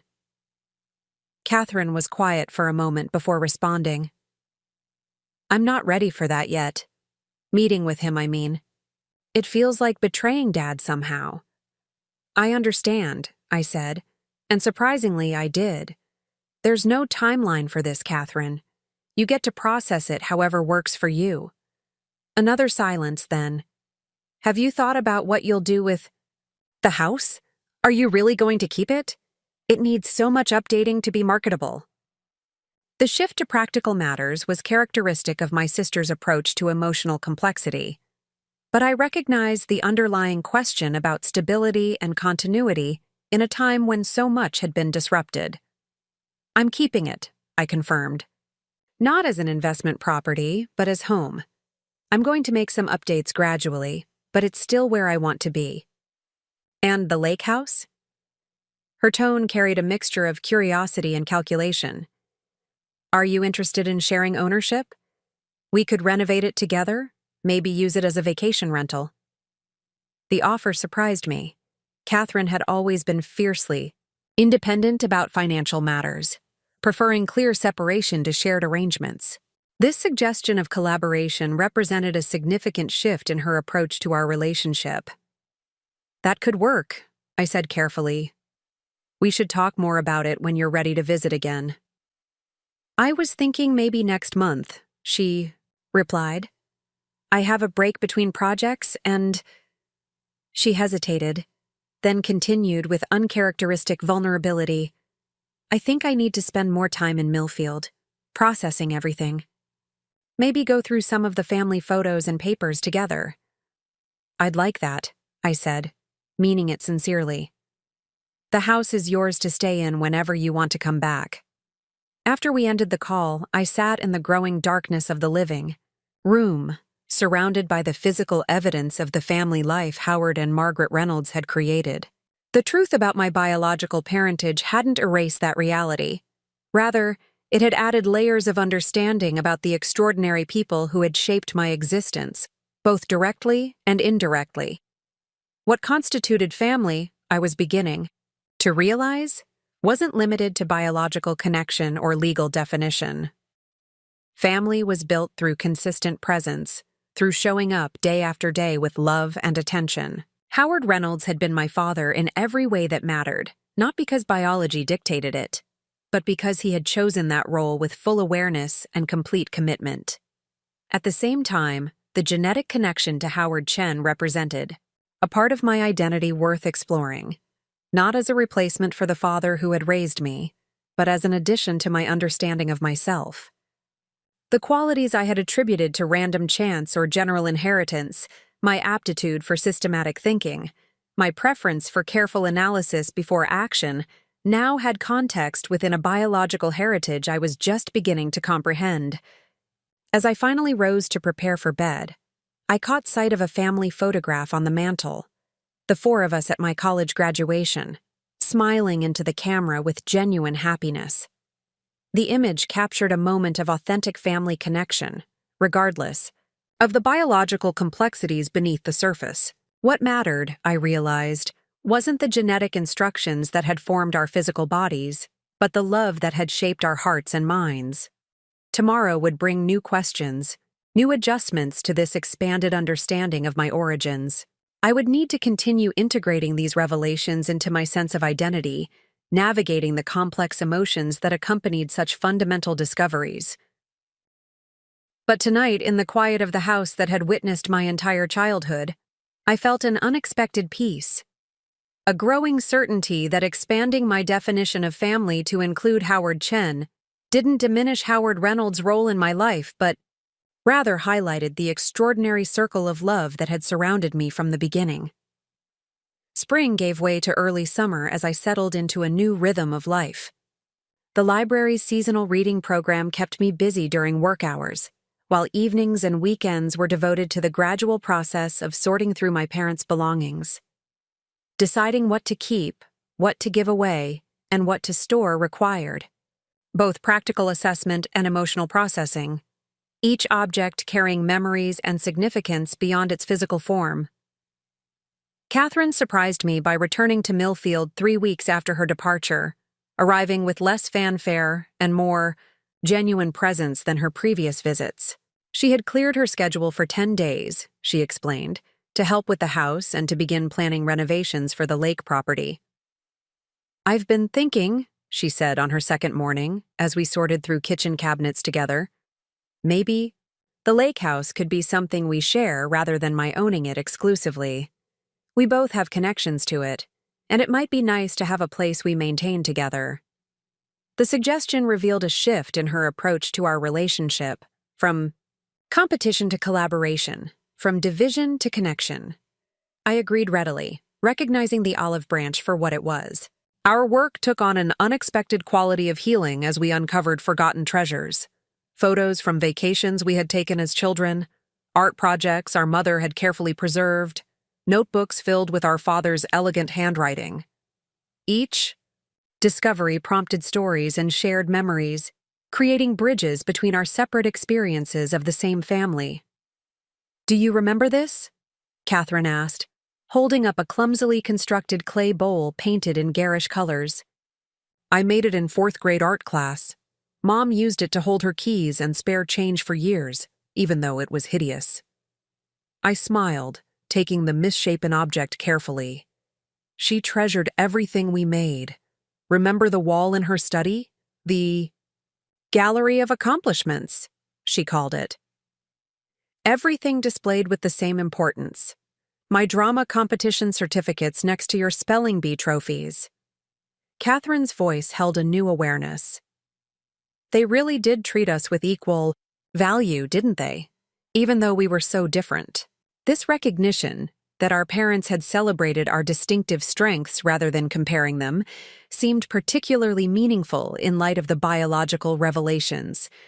Howard and Margaret Reynolds had created a family culture that honored individuality while maintaining connection, a balance I was beginning to appreciate more deeply through adult eyes. On the 4th day of Catherine's visit, Howard Chen joined us for dinner at my invitation. Catherine had agreed with trepidation, still uncertain about establishing a relationship with our biological father, but willing to take this initial step. I prepared my mother's recipe for pot roast, comfort food from our childhood that seemed appropriate for the emotionally complex evening ahead. The familiar aromas filled the kitchen as I worked, creating a sensory connection to countless family dinners shared around the table where we would now confront a new chapter in our understanding of family. Howard Chen arrived precisely on time, bearing 2 carefully wrapped packages and a bouquet of mixed flowers that showcased his attention to detail. No generic arrangement, but a thoughtful combination of blooms that complemented the season and setting. His expression as he entered revealed both eagerness and restraint, the careful balance he had maintained throughout our developing acquaintance. "Thank you for including me this evening," he said, offering the flowers with a slight bow that reflected his cultural heritage. "I brought something for each of you as well, if you're comfortable receiving them." Catherine's posture remained stiff as she accepted her package with a murmured thanks. My own curiosity overcame any hesitation as I unwrapped the gift he had selected for me. A beautifully bound edition of Chinese poetry in parallel translation, with both the original characters and English versions presented side by side. My father, your grandfather, was devoted to these poems, Howard explained. He copied them in traditional calligraphy every morning as a meditation practice. I thought you might appreciate this connection to your heritage. The thoughtfulness of the gift, acknowledging both my love of literature and my newly discovered ancestral connections, moved me deeply. "Thank you. This is something I'll treasure." Catherine opened her package with careful movements, revealing an antique jade bracelet nestled in silk. "This belonged to my mother, your grandmother," Howard explained. In Chinese tradition, jade represents virtue, protection, and connection between generations. She would have wanted her granddaughter to have it. The tangible link to a grandmother she had never known seemed to affect Catherine profoundly. She ran her finger across the smooth stone surface without speaking, her expression a complex mixture of emotions. Dinner proceeded with initial awkwardness, gradually giving way to cautious conversation. Howard shared stories of his childhood in Shanghai, painting vivid pictures of a world far removed from our small-town American upbringing. Catherine, despite her initial reservation, found herself drawn into these narratives, particularly fascinated by his descriptions of traditional Chinese theater that had influenced his appreciation for performing arts. "Your interest in acting," Makes perfect sense within your genetic heritage, he observed with gentle humor. My mother's family included several Beijing opera performers. The drive to embody different characters and communicate through physical and vocal expression appears to have traveled through generations. This context for a passion Catherine had always considered uniquely her own, separate from our bookish academic family culture, seemed to resonate deeply. She asked increasingly specific questions about these theatrical ancestors, her professional interest engaged despite her emotional hesitation. By dessert, my mother's apple crumble, another touchstone of family continuity, the conversation had achieved a remarkable balance. We acknowledged Howard Chen's biological connection to us without diminishing Howard Reynolds' foundational role in our development. The evening represented not replacement, but expansion, additional understanding, layered onto our existing family narrative. As we prepared to say goodnight, Catherine surprised us both by initiating a question she had clearly been considering throughout the evening. Did you ever regret it, the arrangement? Watching someone else be our father when biologically? She trailed off, unable to complete the painful inquiry. Howard considered her question with characteristic thoughtfulness. Regret is too simple a word for such a complex situation, he said finally. Did I experience profound grief at the limitations of my role in your lives? Absolutely. There were moments, school performances, graduations, everyday achievements, when watching from the periphery was acutely painful. But did I regret the arrangement itself? No. Because Howard Reynolds gave you stability, security, and unconditional love that I could not have provided under the circumstances of that time. He paused, ensuring his next words were precisely chosen. The measure of parenthood is not biological contribution but consistent presence and unwavering care. By that standard, Howard Reynolds was your true father. My role was to support that relationship while finding ways to remain connected to you both without disrupting the family structure that protected you. His words created a framework for understanding that honored all three parents' contributions to our lives, a perspective that respected the past while opening possibilities for our future relationships. As he left, Catherine extended her hand, in a gesture that, while not demonstrative, represented significant progress from her initial resistance. The following day brought unexpected resolution in the form of a letter Catherine discovered while helping me clear my father's study, a sealed envelope addressed to my daughters in his distinctive handwriting, dated just 3 months before the accident. Unlike the formal legal letter read by Mr. Harrington, this communication felt intensely personal, meant for our eyes only. We sat together on the window seat, our childhood reading nook, to open this final message from the man who had raised us. Catherine's hands trembled slightly as she broke the seal and unfolded several pages covered in Howard Reynolds' elegant penmanship.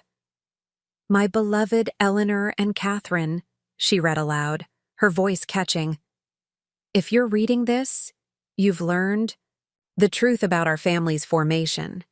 Truth your mother and I debated sharing many times throughout your childhoods. Our decision to maintain the narrative of traditional biological parenthood while giving you a loving and stable home was made in a different era with different constraints than exist today. I moved closer to Catherine, our shoulders touching, as she continued reading. I want you to know that being your father has been the greatest privilege of my life. From the first moment I held each of you, biology became irrelevant compared to the profound connection of daily love and presence. You have been my daughters in every way that matters, regardless of genetic contribution. The letter continued, addressing potential questions about the arrangement, expressing hopes for our eventual understanding, and finally reaching a section that seemed particularly aimed at Catherine's struggles. Catherine, my bright star, I've always recognized myself in your expressive nature, your quick wit, your natural ability to command attention in any room. These qualities aren't determined solely by DNA, but by complex interactions of environment, relationship, and individual spirit. The connections between us transcend biological links. They were built through thousands of shared moments, conversations, conflicts, and reconciliations. Nothing about learning your genetic heritage changes the reality of our father-daughter bond unless you choose to diminish it. Tears streamed down Catherine's face as she read these words directly addressing her deepest fear, that the connection she had felt with our father might somehow be invalidated by biological reality. His explicit acknowledgement of their similarities, despite genetic differences, offered a perspective that science increasingly confirms, that nurture shapes us as powerfully as nature. The letter concluded with a passage for both of us. My greatest hope is that learning the complete truth about your origins will eventually expand rather than contract your understanding of family. Howard Chen made an extraordinary sacrifice in allowing me to raise his biological children.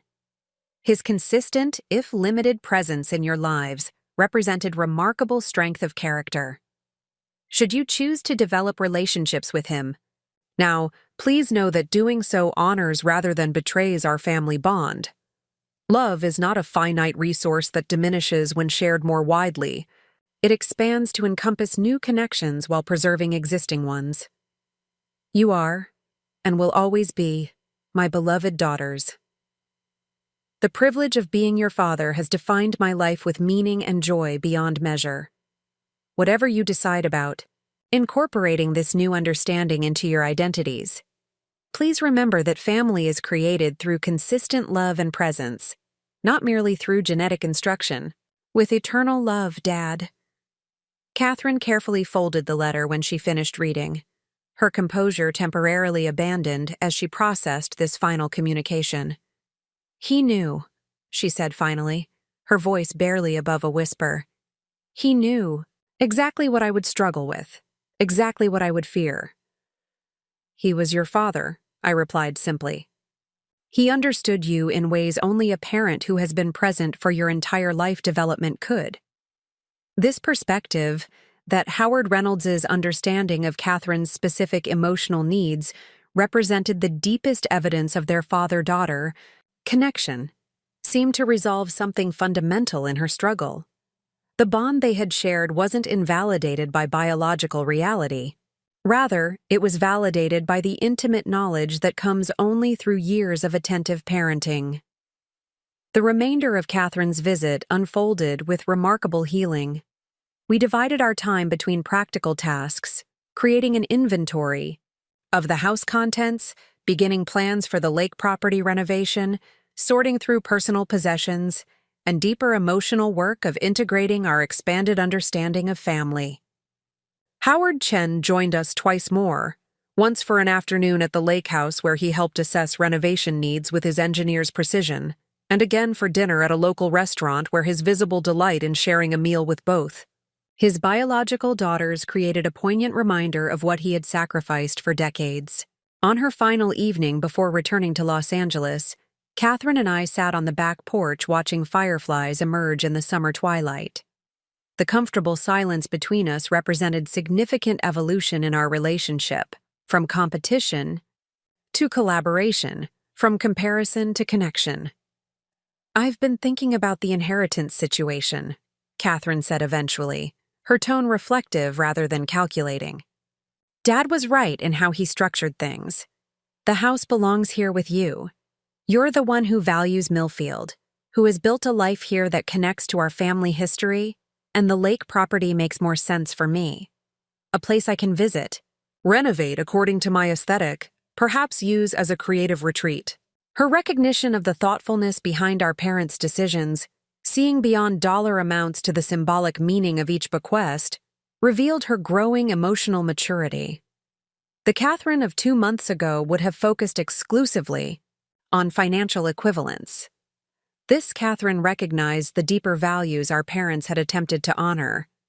And Howard, Dr. Chen, our biological father, she continued, testing these various designations as if searching for the right terminology. I'm still figuring out what kind of relationship makes sense there. It's complicated. There's no rule book for this, I offered. No right timeline or required level of connection. You get to define what works for you. She nodded, appreciating the absence of pressure. I'm thinking of inviting him to visit Los Angeles when he has time. He mentioned never having seen the Pacific coast. Maybe showing him my world would be easier than trying to integrate him into my understanding of this one. She gestured toward the house behind us, the physical embodiment of our childhood, with Howard and Margaret Reynolds. The approach was characteristically Catherine, creating a fresh context rather than reworking established patterns, but it represented genuine openness to connection on terms that felt manageable to her. I think he'd like that very much, I said. After Catherine's departure, summer settled into a gentler rhythm. I continued the gradual process of making the house my own, while preserving its essential character as our family home. Some changes were practical, updating the kitchen appliances, renovating the main bathroom, while others were more symbolic, like converting my father's study into a reading room that honored his literary legacy while serving my current needs. Howard Chen and I established a weekly dinner routine, alternating between my home and restaurants in town. Each meeting expanded my understanding of this man whose genetic material had shaped my physical being, but whose influence on my development had been necessarily limited by complicated circumstances. I learned about my biological grandparents. Through his detailed stories and photographs, my grandmother's remarkable medical skills developed despite limited formal education, my grandfather's devoted practice of traditional calligraphy throughout Cultural Revolution restrictions. These ancestors, previously unknown to me, gradually became real through Howard's vivid descriptions, and the physical traits I now recognized had been transmitted through generations. Our developing relationship reached a significant milestone when Howard invited me to his home for the first time, an invitation he extended with characteristic care. Only if you would feel comfortable, he emphasized. I understand if it seems too intimate at this stage. His consideration reinforced what I had observed consistently, his extraordinary patience and respect for boundaries after decades of enforced distance. This capacity for deferred gratification, for accepting limited connection rather than demanding fuller acknowledgement, revealed remarkable character that I found increasingly admirable. Howard's home surprised me with its warm simplicity. Rather than the sterile academic environment I had half expected, his modest house revealed a rich inner life through carefully chosen objects, botanical illustrations reflecting his scientific interests, Chinese scrolls honoring his cultural heritage, and most tellingly, discreetly placed photographs of Catherine and me at various ages, clearly collected over years of peripheral presence in our lives. These were gifts from your mother, he explained, noticing my attention to a particular photo of my high school graduation. Margaret understood my need for some tangible connection, even when full relationship wasn't possible. This evidence of my mother's compassion, recognizing Howard Chen's emotional needs while maintaining the family structure she had built with Howard Reynolds, added another dimension to my understanding of their complex arrangement. All three adults had navigated an unprecedented situation with remarkable consideration for each other's well-being, alongside their primary concern for Catherine and me. By mid-July, I had established sufficient comfort in my transformed understanding of family to invite both Howard Chen and James Anderson, my longtime friend and Millfield's police chief, to dinner at the house. The evening represented a meaningful integration, bringing together my biological father and a friend who had known me throughout my life with Howard Reynolds, creating bridges between past and present, between biology and chosen connection. James, who had been patiently supportive throughout my process of discovery and adjustment, approached the evening with characteristic straightforwardness. His easy conversation with Howard Chen, finding common ground in shared interests, despite their different backgrounds, created a comfortable atmosphere that allowed natural interaction rather than forced formality. Your father, Howard Reynolds, would be pleased, I think, James said quietly as we cleared dishes together, while Howard Chen examined a book from the living room shelves. Not because he'd want to be replaced, but because he'd want you to have every possible connection that adds meaning to your life. The observation, coming from someone who had known Howard Reynolds well through decades of community interaction, offered valuable perspective from outside our immediate family situation. James had witnessed my father's parenting approach throughout my childhood and adolescence, had observed his consistent prioritization of my well-being above his own comfort or convenience. "I think you're right," I agreed. His letter made it clear that he saw expanded family connections as addition rather than replacement. This framework, addition rather than replacement, had become increasingly central to my understanding of our evolving family constellation. Howard Chen's biological connection didn't diminish Howard Reynolds's fundamental role as the father who had raised me. Rather, it added dimension and context to my understanding of myself and my origins. As summer progressed toward autumn, Catherine surprised me with increasingly frequent communication from Los Angeles. Our text exchanges evolved from practical matters related to the estate to more personal sharing, updates about her career opportunities, questions about family history she was reconsidering through our new understanding, even occasional reflections on emotional processing that would have been unimaginable in our previous sibling dynamic. "I had lunch with Howard when he visited for a conference last week," she texted in early September. "Showed him around my neighborhood, introduced him to a few friends. It was strange, but not as uncomfortable as I expected. He's unfailingly considerate about boundaries." This tentative connection, initiated on Catherine's terms, proceeding at her pace, represented significant progress from her initial resistance that the thoughtfulness she had once reserved exclusively for strategic career advancement now extended to navigating complex family relationships with increasing maturity. My own professional life gained unexpected dimension through Howard Chen's academic connections. When the university library needed a consultant for reorganizing their scientific journals collection, his recommendation opened an opportunity to expand my professional expertise beyond Millfield's public library system. This collaboration, based on mutual respect for our different knowledge domains, created yet another bridge between my established life and my newly discovered heritage. By early October, 6 months after my parents' accident and the subsequent revelations about our family origins, I found myself experiencing not just acceptance, but genuine appreciation for the complex circumstances that had shaped our lives.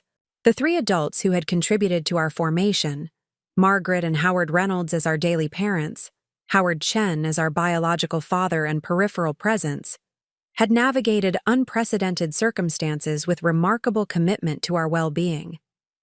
This appreciation crystallized during an unexpected encounter at the community center's Autumn Festival, an annual tradition my mother had helped establish decades earlier. I had volunteered to coordinate the book exchange booth, continuing her legacy of literacy promotion throughout Millfield. Howard Chen had offered to assist, his gentle efficiency making the complex logistics flow smoothly. As we arranged donated books on outdoor tables beneath trees beginning to show fall colors, a longtime community member approached, Mrs. Abernathy, who had known our family since before my birth. Her expression registered momentary confusion at seeing Howard Chen and me working together with such comfortable familiarity. "Eleanor, dear," she said, clearly trying to place this relationship within her understanding of our family. "Dr. Chen has always been such a good friend to your parents." The comment presented a choice: maintain the established narrative or acknowledge the more complex reality. After a brief hesitation, I opted for simple honesty.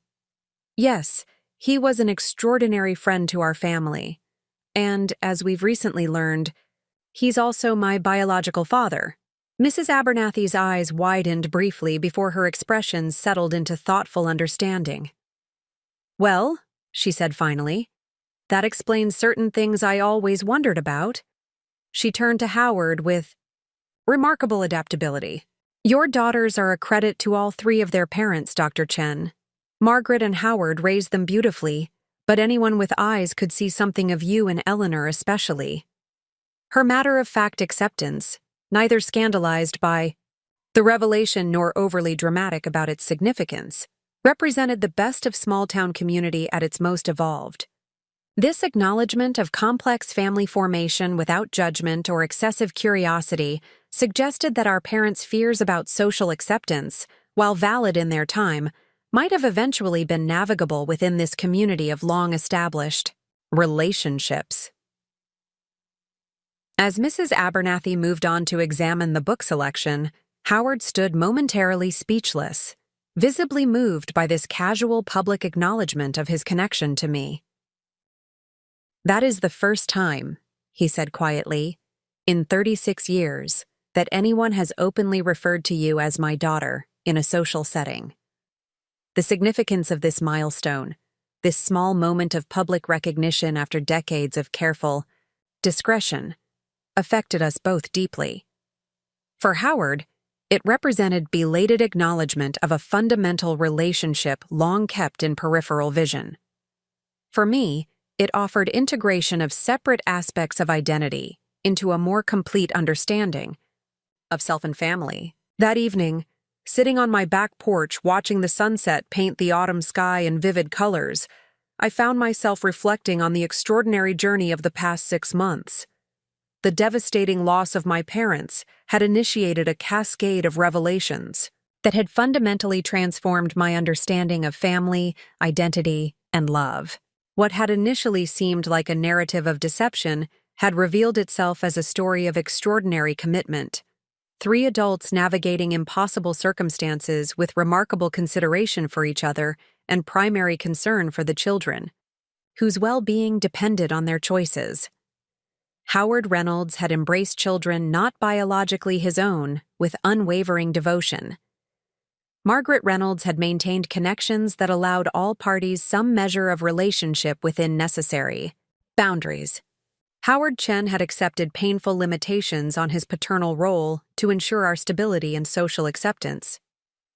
Most remarkably, these complicated arrangements had produced not dysfunction, but rather 2 daughters who, despite our differences, had developed into accomplished women with the capacity to eventually understand and appreciate the complex circumstances of our origins. Catherine's evolving career in Los Angeles, my own established life in Millfield, both represented successful outcomes of the unconventional family structure that had shaped us. As twilight deepened into evening, I recognized that what had initially felt like a disruption of identity had actually created completion.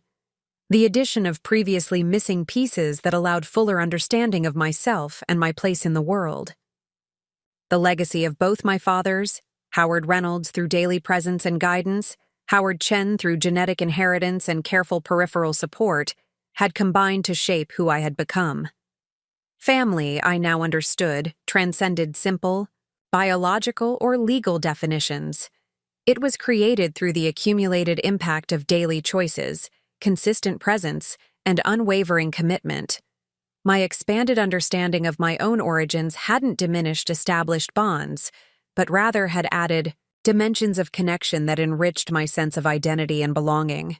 The inheritance that truly mattered wasn't the house or financial provisions, but rather the extraordinary example set by 3 people who had prioritized love and stability above conventional definitions or personal satisfaction. Their choices, however imperfect or shaped by the limitations of their time, had created a foundation of security from which Catherine and I had been able to build our adult lives. As stars appeared in the darkening sky, I felt profound gratitude for all 3 of my parents. For the mother whose love had embraced complexity rather than simplicity, for the father whose daily presence had shaped my character and values, and for the biological father whose patient waiting had finally been rewarded with acknowledged connection. Their collective legacy wasn't measured in property or financial security, but in the capacity for love, understanding, and resilience they had cultivated in their daughters. This, I realized, was the true inheritance, not what had been left to us, but what had been built within us through years of consistent care, deliberate guidance, and unwavering commitment. And unlike material possessions that diminish when divided, this inheritance only grew stronger when shared between both Howard Reynolds' daughters and Howard Chen's daughters. the same two women viewed through different lenses of family connection, each perspective adding depth and meaning to our understanding of who we were and where we belonged. As autumn deepened, bringing vibrant color to Millfield's tree-lined streets, I found a comfortable rhythm in my expanded understanding of family. Weekly dinners with Howard Chen had evolved from cautious exploration to genuine connection, each conversation adding layers to my knowledge of both his life story and the heritage we shared. Our biological connection, once shocking in its revelation, had become an integrated aspect of my identity, not replacing the father who had raised me, but adding dimension to my understanding of self. The Margaret Reynolds Literary Foundation, established through Howard Chen's generous endowment, had moved from concept to reality with remarkable efficiency. As co-directors, Catherine and I had worked with the university to establish criteria for scholarships supporting library science students from diverse backgrounds. The Foundation's first board meeting, held in early October, had brought together community leaders, university administrators, and both Catherine and Howard Chen via video conference from Los Angeles. "Your mother would be proud," Mr. Harrington commented after the meeting concluded. "This foundation embodies her lifelong commitment to literacy and education while creating opportunities she never had." The observation captured something essential about the legacy our parents had created, not just through their professional accomplishments or financial provisions, but through values transmitted across generations.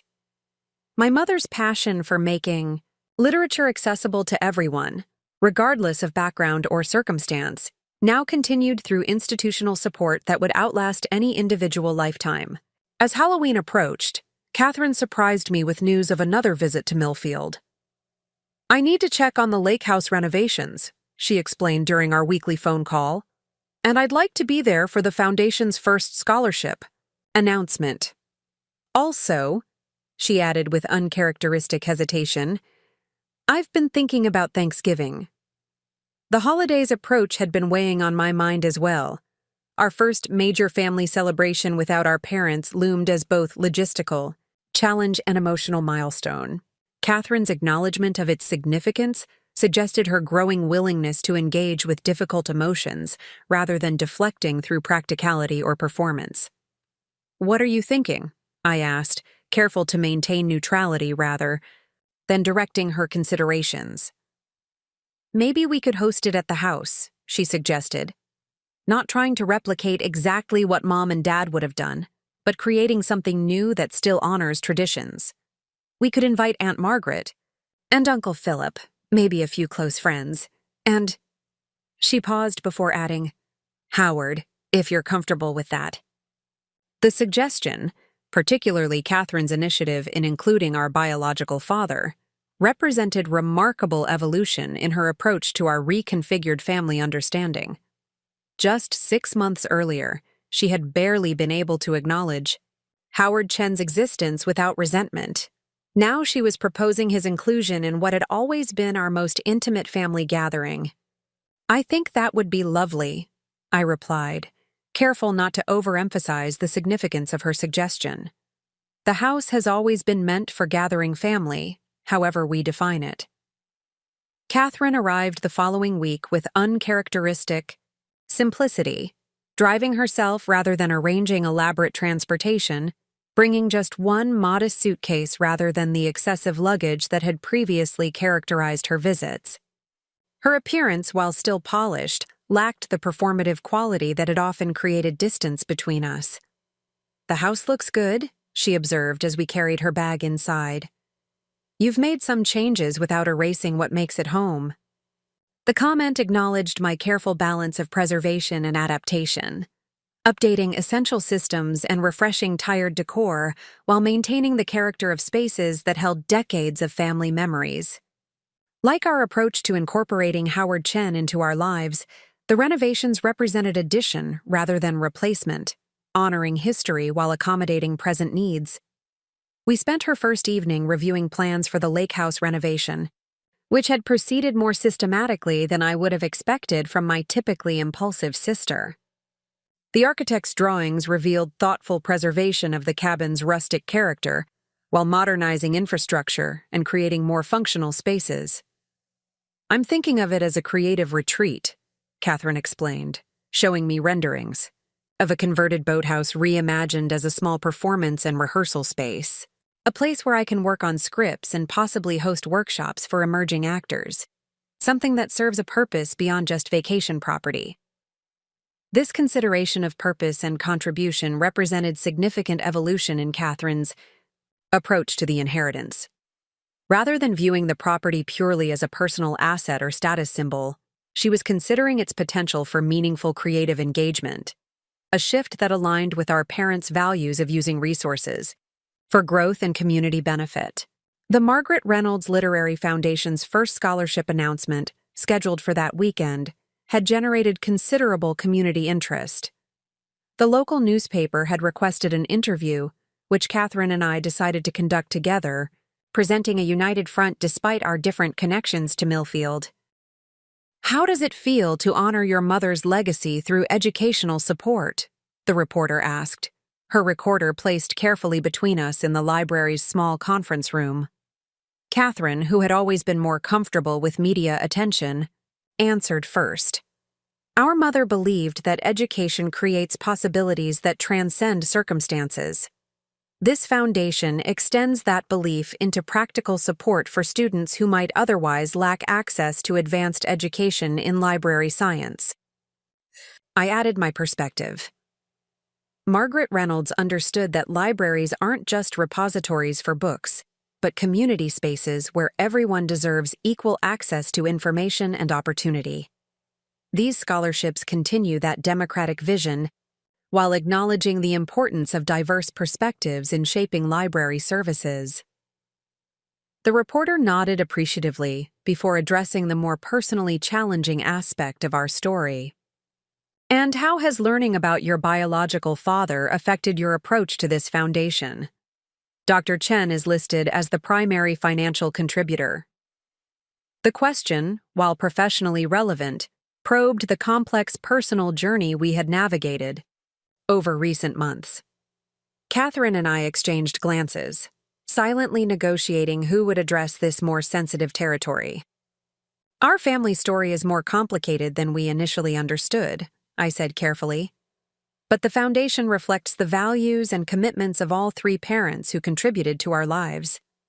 Margaret and Howard Reynolds through daily guidance, and Howard Chen through both biological connection and supportive presence. The foundation honors that complete heritage rather than privileging any single aspect." Catherine nodded agreement.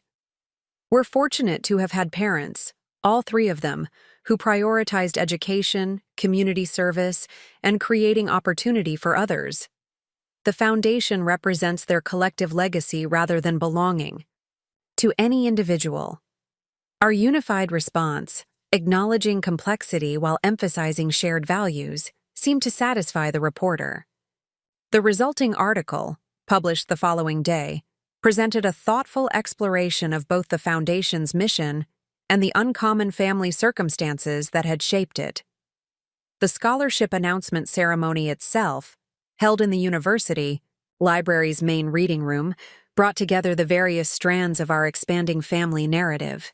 Howard Chen attended in person, his quiet pride evident as Catherine and I presented the first awards to three deserving students: a single mother returning to education after raising her children, a first-generation college student from the rural outskirts of the county, and a young man who had discovered library science after volunteering with literacy programs for recent immigrants. These inaugural scholars represent the diverse perspectives essential to evolving library services for changing communities, I explained during my portion of the presentation. Each brings unique life experiences that will inform their approach to information access and community engagement. Catherine added her perspective with surprising eloquence. "Our mother believed that stories connect us across differences of experience and background. These scholarships ensure that those who preserve and share stories represent the full spectrum of human experience." Howard Chen, invited to speak briefly as the foundation's primary benefactor, addressed the gathering with characteristic thoughtfulness. Margaret Reynolds showed me the transformative power of literature when I arrived in this country as a young scientist with limited English fluency. Her patience and guidance opened worlds beyond my scientific training. This foundation honors her belief that everyone deserves access to the expanded horizons that literacy and literature provide. The ceremony concluded with a reception where the three of us, Catherine, Howard Chen, and I, stood together greeting community members who had supported the Foundation's establishment. This public acknowledgement of our connection, unimaginable just months earlier, represented remarkable evolution in our understanding of family as a concept that transcends conventional definitions. Later that evening, as Catherine and I prepared dinner in our family kitchen, she surprised me with an observation that revealed her developing perspective. "It's strange," she said, chopping vegetables with uncharacteristic domestic comfort. "But I'm starting to see Howard, Dr. Chen, as an addition rather than a complication. Getting to know him doesn't diminish Dad's role. It just adds another dimension to understanding where we come from. This framework, addition rather than complication, articulated precisely the perspective I had been developing through my own relationship with Howard Chen." "That's exactly it," I agreed. "Nothing about connecting with him erases or replaces what Dad gave us. If anything, it highlights how extraordinary it was that Howard Reynolds chose us so completely when biology didn't require it." Catherine nodded, her expression thoughtful. "I've been reading about chosen family versus biological connection. So much research suggests that consistent presence and emotional attunement matter more than genetic links in healthy development. Dad gave us that daily presence while Howard contributed genetically and supported from a distance. Both roles matter, just differently. This nuanced understanding of complementary parental contributions represented significant evolution from Catherine's initial either-or framing of these relationships. Her capacity to acknowledge the value of both men's roles in our formation demonstrated emotional maturity beyond what I would have expected 6 months earlier. Up next, you've got 2 more standout stories right on your screen. If this one hit the mark, you won't want to pass these up. Just click and check them out.